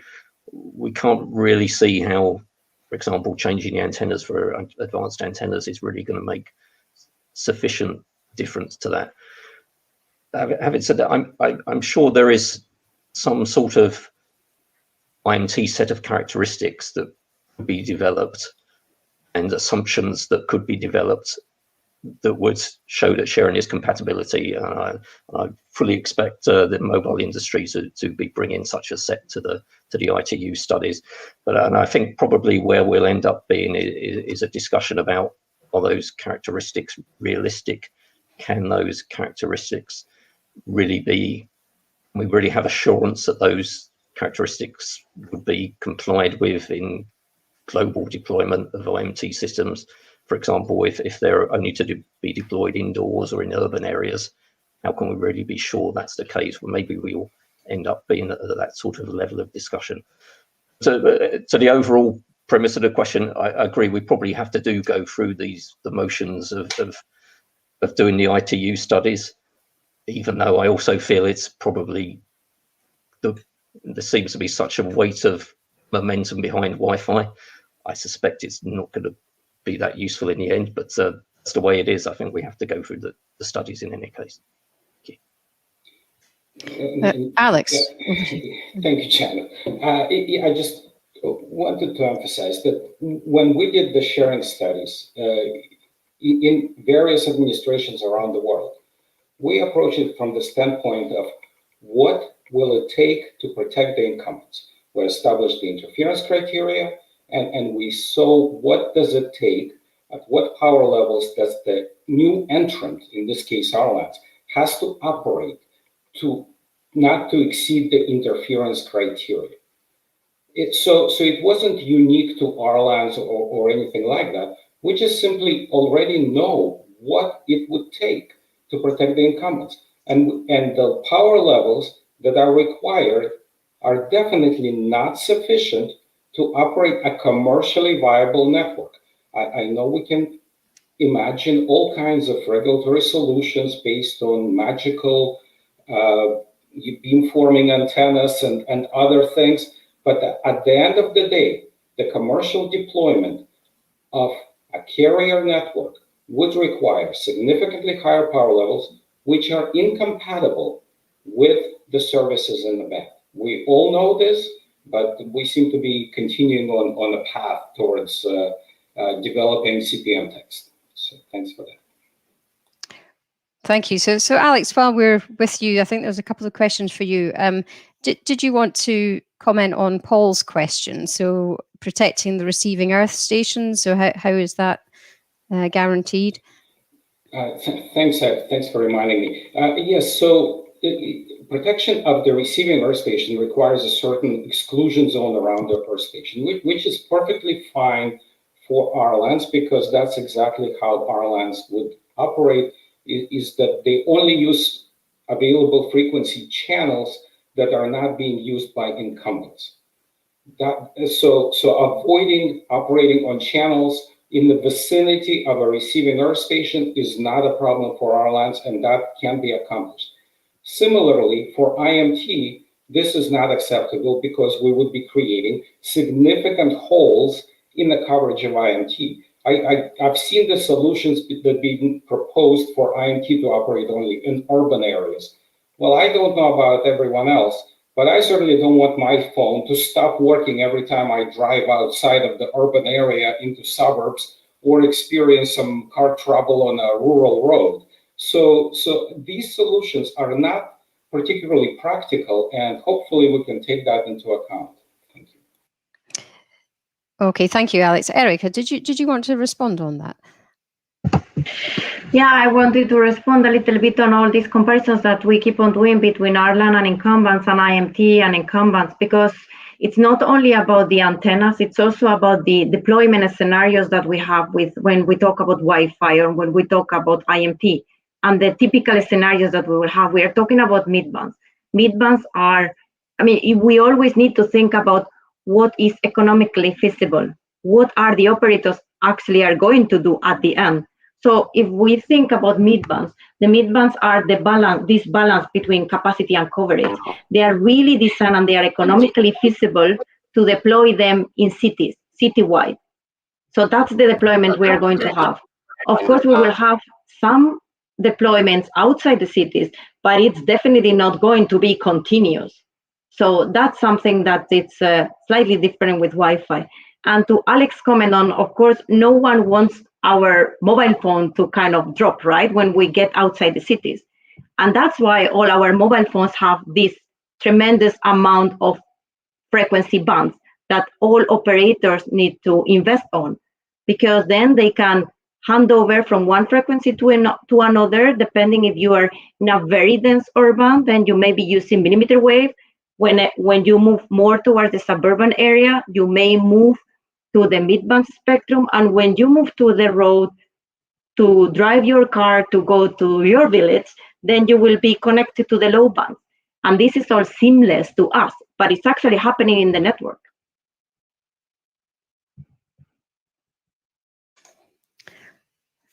Thank you very much, Erika. So Alex, I think to your question then, so what we were saying, coming back to the question about the receiving earth stations, you were commenting that Wi-Fi, there's the interference avoidance via the listen before transmit, and Erika, you were commenting that 6 gigahertz in a mobile network will be part of a multi-frequency network, and so it would not be assumed that 6 gigahertz is used everywhere. And indeed, if it couldn't be used, then there would be another frequency that the network might operate on.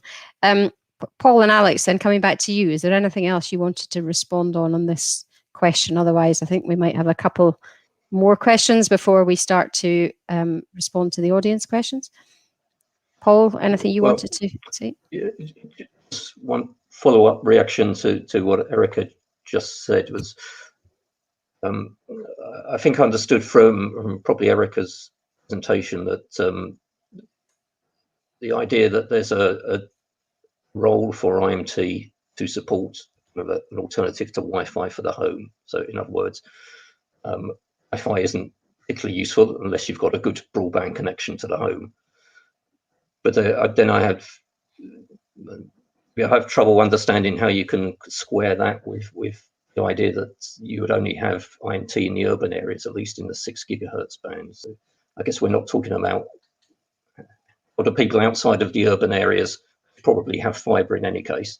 How do the people outside of the urban areas get their broadband to the home? So Erika, do you want to respond on that? Yes, I think that's a very good question, actually, Paul. And it's a good connection of things that we are discussing. So if you look at the city and you look at the 6 gigahertz, the idea is that you are going to have this contiguous coverage. So you're not going to have only one base station, right? You're going to have continuously to be able to cover all the city.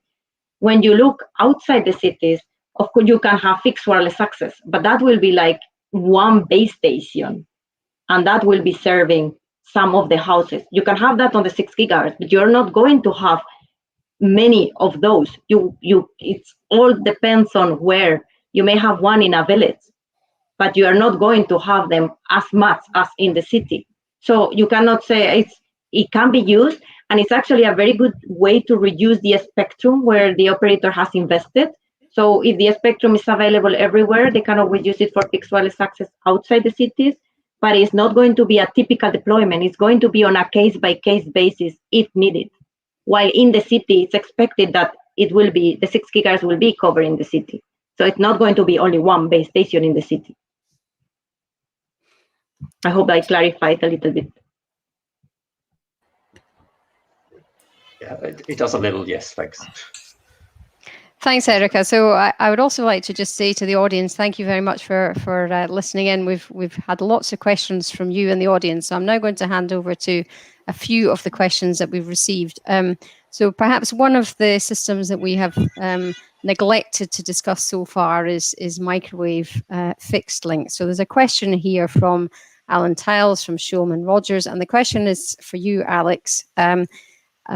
Just given the comment you made about protection requirements extensively being analysed over the past 5 years, the question was that recent presentations by Aviat, Southern Link, show a lack of unlicensed industry knowledge about how microwave systems work and the possibility of interference to those systems. Alex, do you have a response on that? Well, thank you for that question, I suppose. But it's not the unlicensed industry that has the knowledge. of the fixed service microwaves. It's the regulators. And what it's telling is that there are fixed service microwave operations around the world. There are fixed service operations in US or in Brazil or elsewhere. And all these regulators have come to the same conclusion: what would it take to ensure protection of those very important microwave systems? And if you look at the solutions, the regulatory solutions that they have developed, they're almost identical. There are slight variations among countries, but be it in South Korea or in Saudi Arabia or in Peru or elsewhere, the regulators are arriving at the same conclusion. What would it take to protect these systems? And that is operating at limited ERP, low power, and operating indoors, again, attenuating the signal of the RLAN or whatever device that is. And that is fine. Those are the solutions that are being applied by regulators who obviously have excellent understanding of all their licensees. So I wouldn't exaggerate that somehow Wi-Fi industry has lack of understanding. But I also wanted to point out that in Europe, there are a number of countries that operate important fixed service links in the band. I know one administration in particular recently moved the fixed service operations out of L band into this upper portion of the 6 gigahertz band.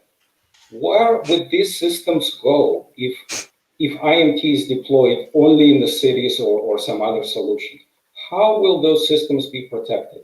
It is simply unrealistic. And if the gentleman who asked the question is concerned about protection from RLANs that operate at much low power, he really needs to be concerned about protecting the same microwave networks from a much higher power operations at IMT. Thank you. I wondered if anybody else wants to comment. Maybe Agostino, would you like to say something about the situation in Brazil with fixed links and how you're protecting and ensuring sufficient spectrum? Thank you, Jeanette. This is one of the rationale why we do not include the standard power in our regulation right now. We just included the low power and very low power. We believe that it is very unlikely that you have a scenario that your Wi-Fi equipment will be pointing exactly in the main lobe or close to the main lobe of the dish antenna of your point-to-point link. So we analyze other countries' studies. We identify that the protection criteria usually Europe is very close to ITU parameters. FCC sometimes has different protection criteria, but both studies concluded that sharing was feasible for indoor usage and for very low power as well. So that's why we will follow the international deployment of outdoor solar power using the AFC, the Automatic Frequency Coordinator. And if the real world show that the protection is guaranteed, we also included the standard power using AFC, our regulation. But so far, we are very confident that the point-to-point links, the backhaul that are very important, are protected with our parameters for Ireland. Thank you. Thank you very much. I'd like to ask a question now for Luciana and for Erika. There's a question from Simon Pike. If we're envisaging the 6 gigahertz band would be used for 5G-based fixed wireless access in places where fiber is not available, could the millimeter wave 26 gigahertz or 28 gigahertz bands alternatively be used for that purpose, just given that there's already spectrum and equipment available? If I can get started on that one, thank you very much, Jeanette. Thanks for the question. As I said in my original presentation, we do value all types of spectrum. I think low band spectrum has its characteristics, has what is best used for mid-band spectrum between 1 and 7 gigahertz. It also has that, and millimeter wave spectrum has that. So WRC-19 decisions, great. We're very happy with the outcome of WRC-19 decisions, but millimeter wave spectrum does have its limitations. It has a purpose, and it has an excellent purpose. We do not believe that in that case FWA would be its best purpose. Actually, it could be quite cost intensive to achieve, and we believe that with that, mid-band spectrum is in a better place to do. If I can just add to that question, also that we believe that in the case of FWA, that is a very specific in areas where there is a demand, in areas where it is. We're not talking about covering rural areas with mid-band spectrum. With that, we use low-band spectrum. Thank you. Thank you. And Luciana, apologies, I didn't see your comment there, but did you also want to comment on the previous discussion, which I think was the sharing with the microwave? No. Okay, Erika, did you have anything you wanted to add? Yeah, maybe I can add, of course, Luciana has already said things I would have said, but I can add up a little bit on that. I think when we look at fixed wireless access, as Luciana mentioned, the different bands have different characteristics and they have the different purposes. So when we look specifically at fixed wireless access, and we look at fixed wireless access that can be done both in the millimeter wave and mid-band, the millimeter wave will be used in suburban areas or even within urban areas that are very crowded, and you need a lot of capacity, because that's really what the millimeter wave is going to give us. It's going to give a very large capacity, but in a reduced area. While in the mid-bands, you are going to be able to have less capacity, but you will have larger coverage. So this is better if you want to have if you have a busy village, for example, or a very small town that you want to serve with fixed wireless access. That's not going to be as economically feasible with the millimeter wave because of the density of people there.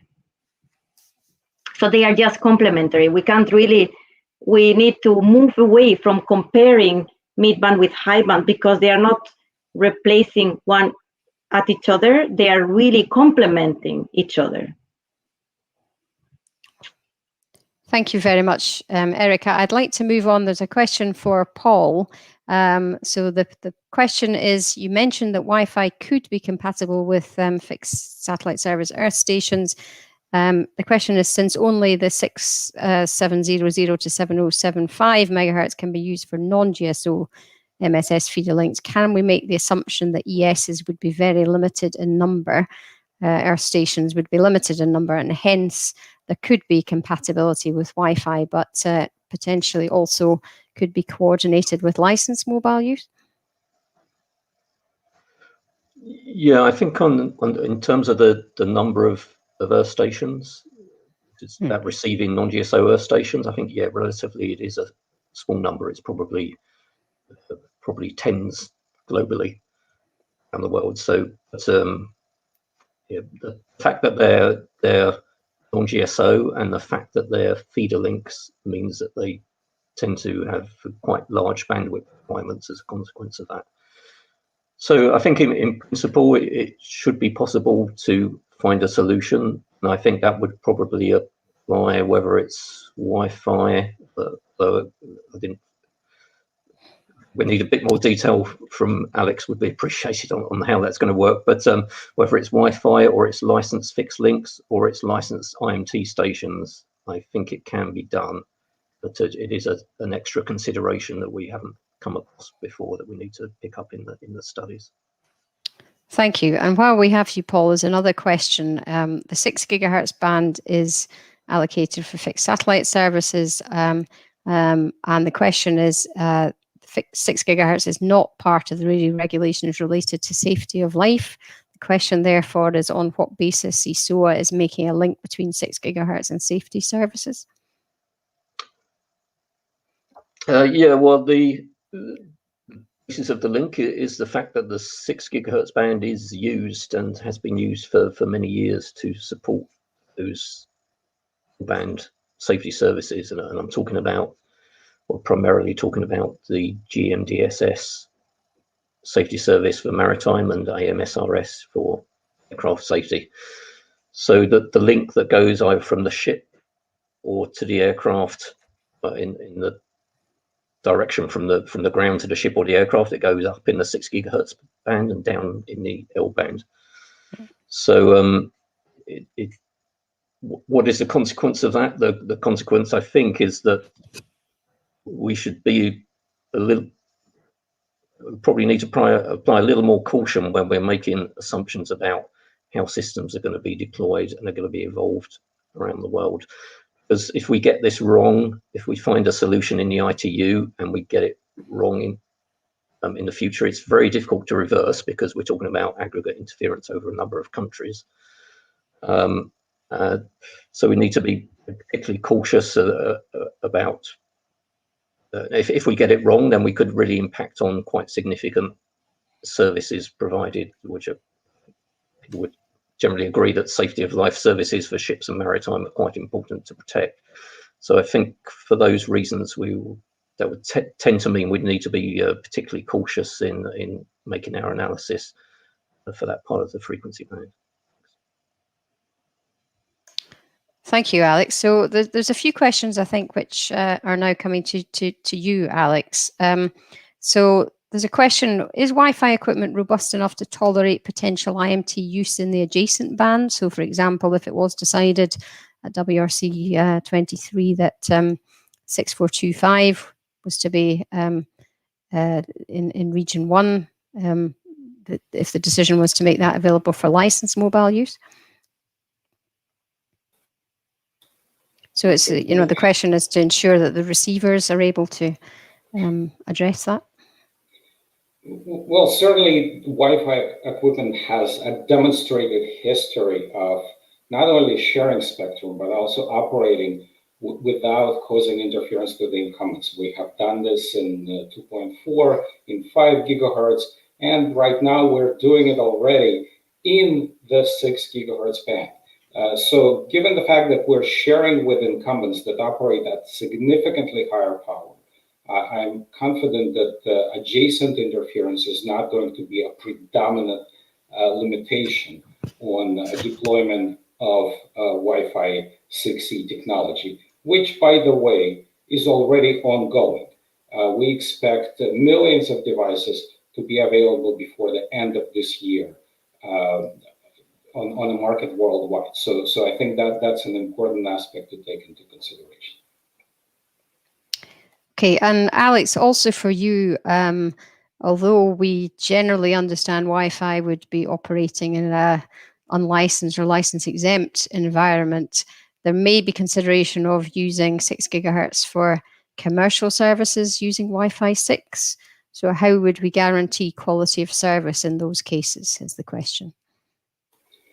Well, that's a very good question. So right now, for example, in a number of countries, Wi-Fi is delivering connectivity to the underserved areas because, let's face it, economic viability is a very, or feasibility is a very important aspect. And Wi-Fi equipment is significantly, orders of magnitude, less expensive than for example, 5G. And so Wi-Fi is delivering this type of connectivity. It is robust enough to deliver this connectivity on a license-exempt basis and yet provide quality of service. Again, that capability is being deployed right now. It's being demonstrated.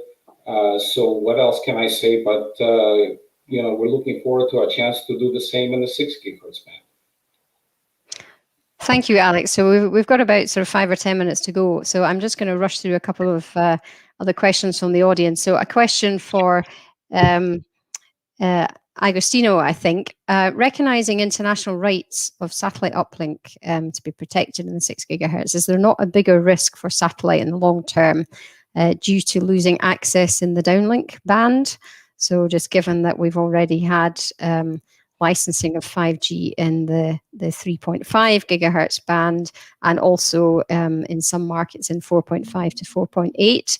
So the question, which is from Erik Fournier of the ANFR, is not the most critical issue to satellite to avoid shrinking of the downlink band. So Agostino, you might want to comment on that, and Paul, perhaps you might want to comment too. Thank you. I understand that the question is related with the uplink of the FSS and the impact in the downlink band.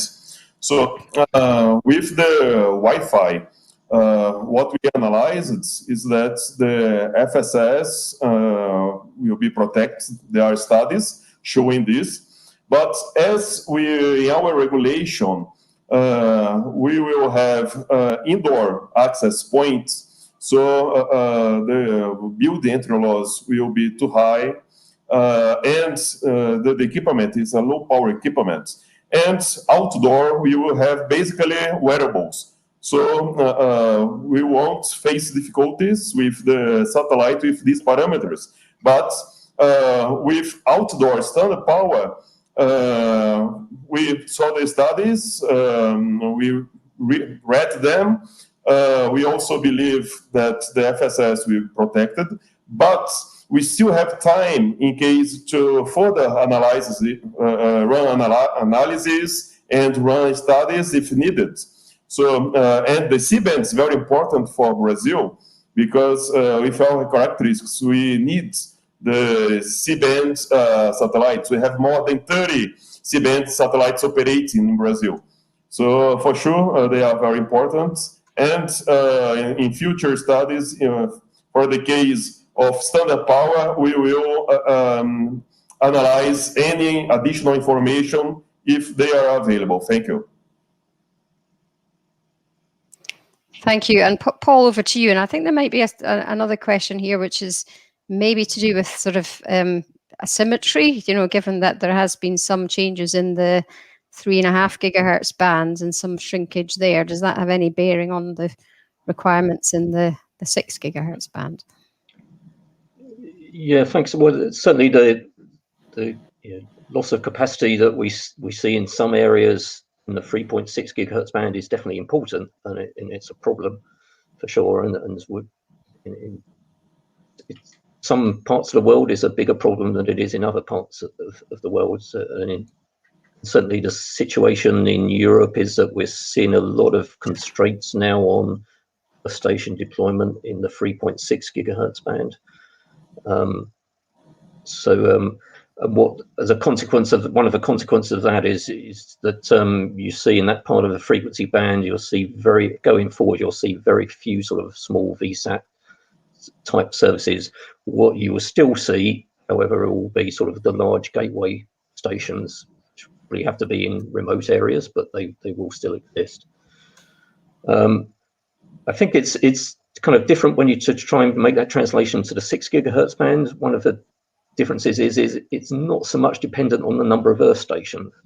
In a way, it doesn't even matter if you've got one Earth station and one satellite. You still need to protect that one satellite in the uplink band.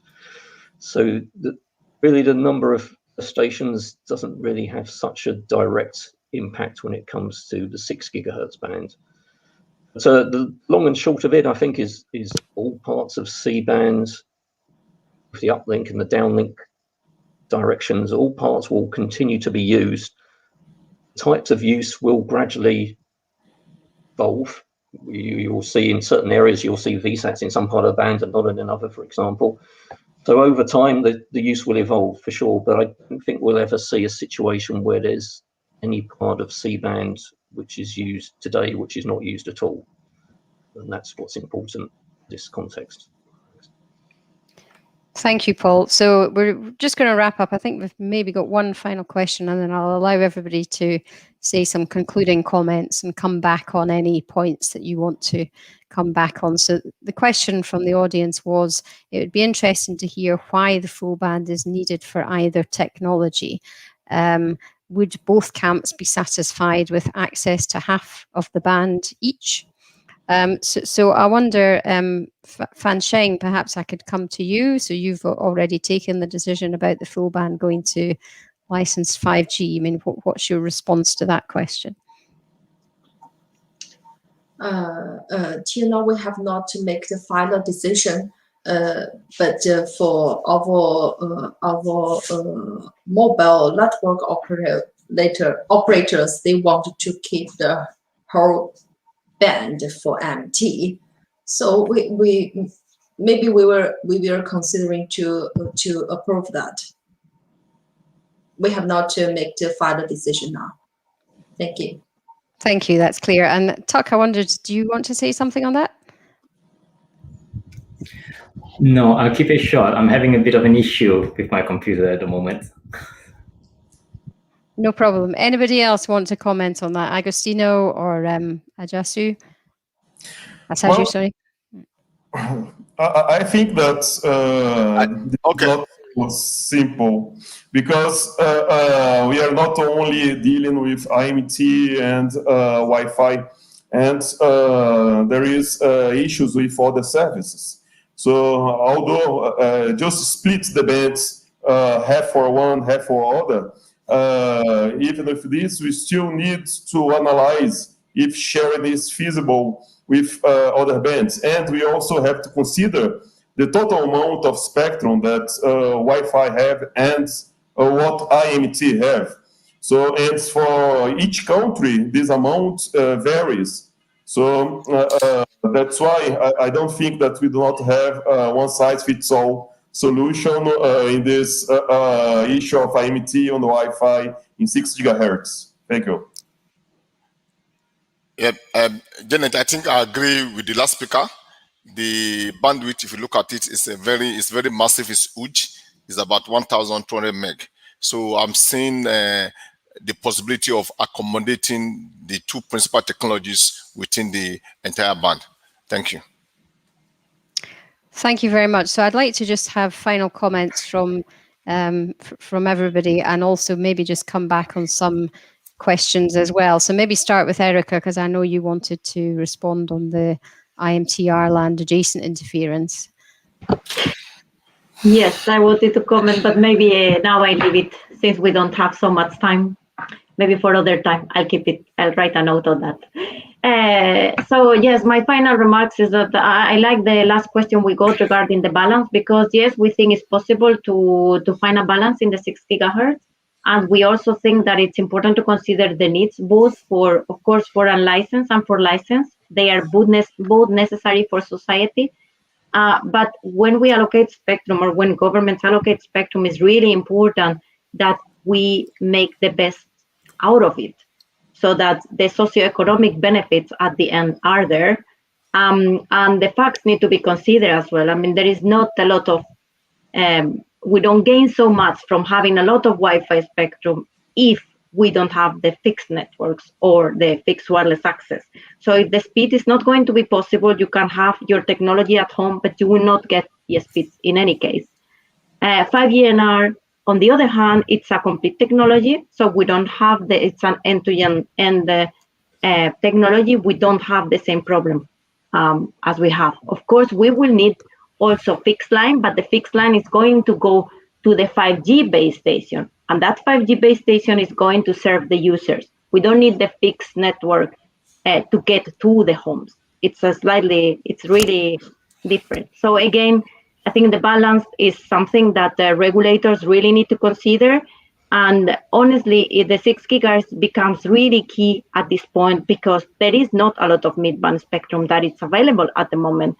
So if it's not the 6 gigahertz, countries also need to ask themselves, what is going to be the future for mobile networks? Where are we going to get additional spectrum in the mid-bands that can deliver the ITU-R vision in regards with speed, but also is going to be able to address smart cities, industries, all these use cases, and also help the planet, to transform all the industries so that we lower the emissions.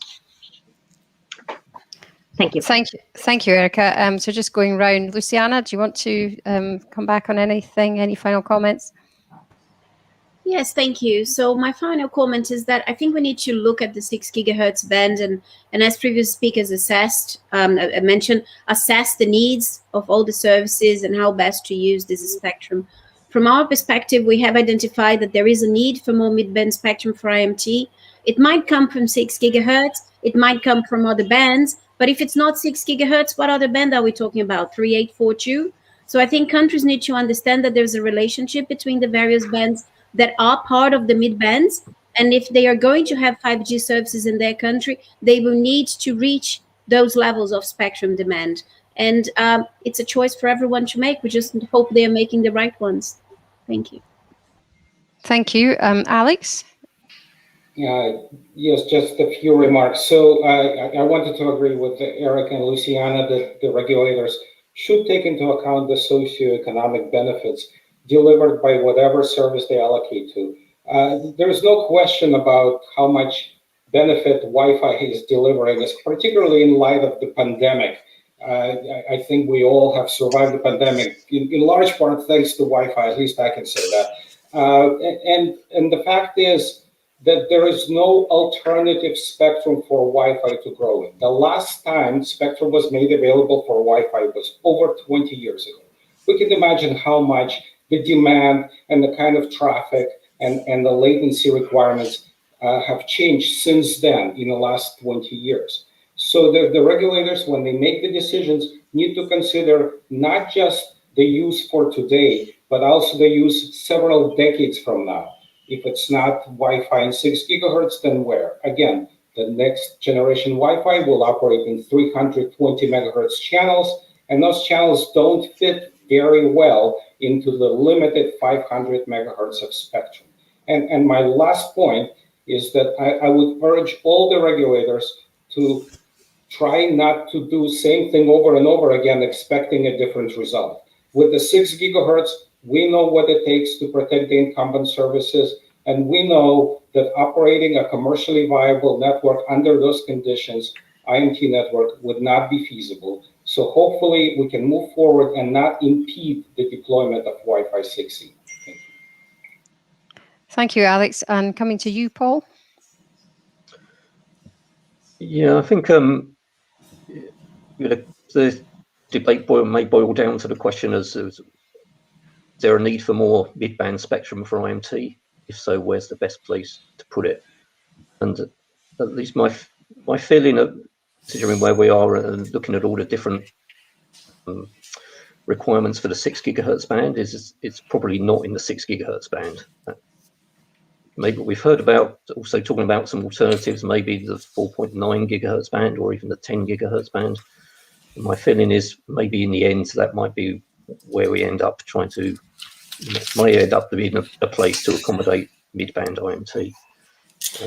It seems in the 6 gigahertz band, it looks like satellite and Wi-Fi could be sort of good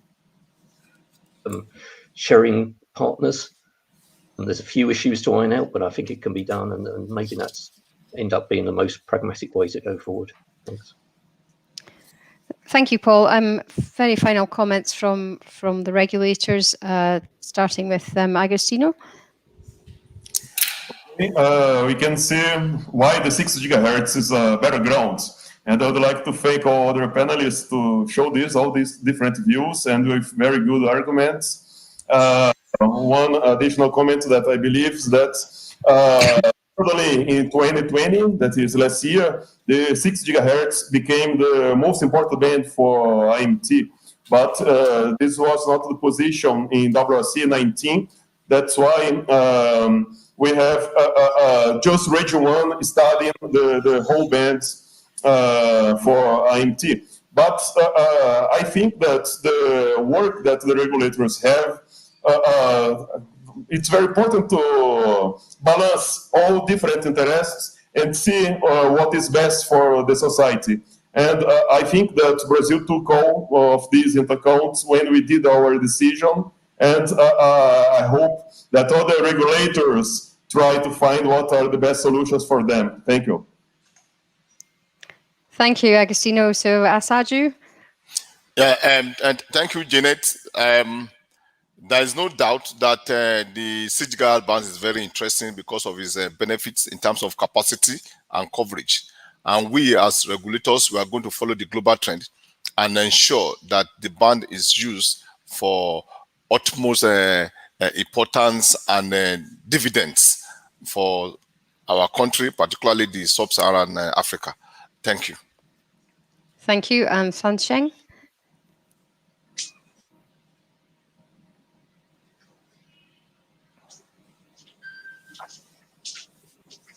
Thank you.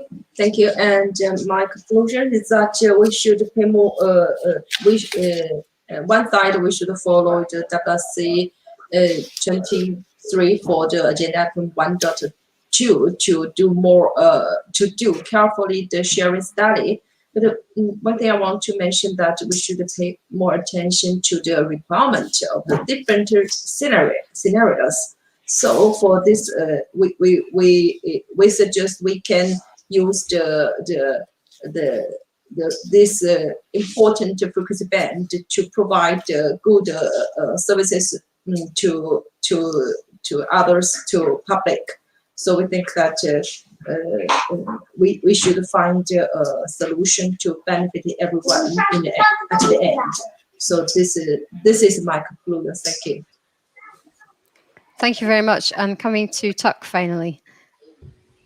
Thanks for the very good discussions. I think 6 GHz is very important. I can't stress it more than anyone else in this forum. I think one thing to realize is we are looking at different situations here compared to what was done in the lower 6 GHz. Although some situation doesn't change, we totally appreciate that. But something that we need to recognize is you're dealing with a separate frequency band, different type of technology.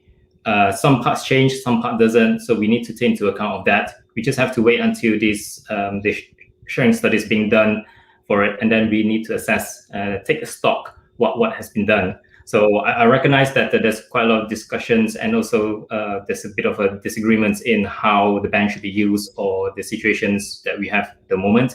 But I think it is quite important to understand that I've got just only one last point, is that whatever we do as regulator is we need to benefit the end user. So we need to use the spectrum the most efficient way, and we need to find the right balance. And that is the concluding remark I'd like to end with. Thank you, Jeanette. Thank you, Tuck. I would just like to thank all the panelists for a very informative and interesting discussion, and best wishes for the discussions you're going to be having within ITOR Working Group 5D.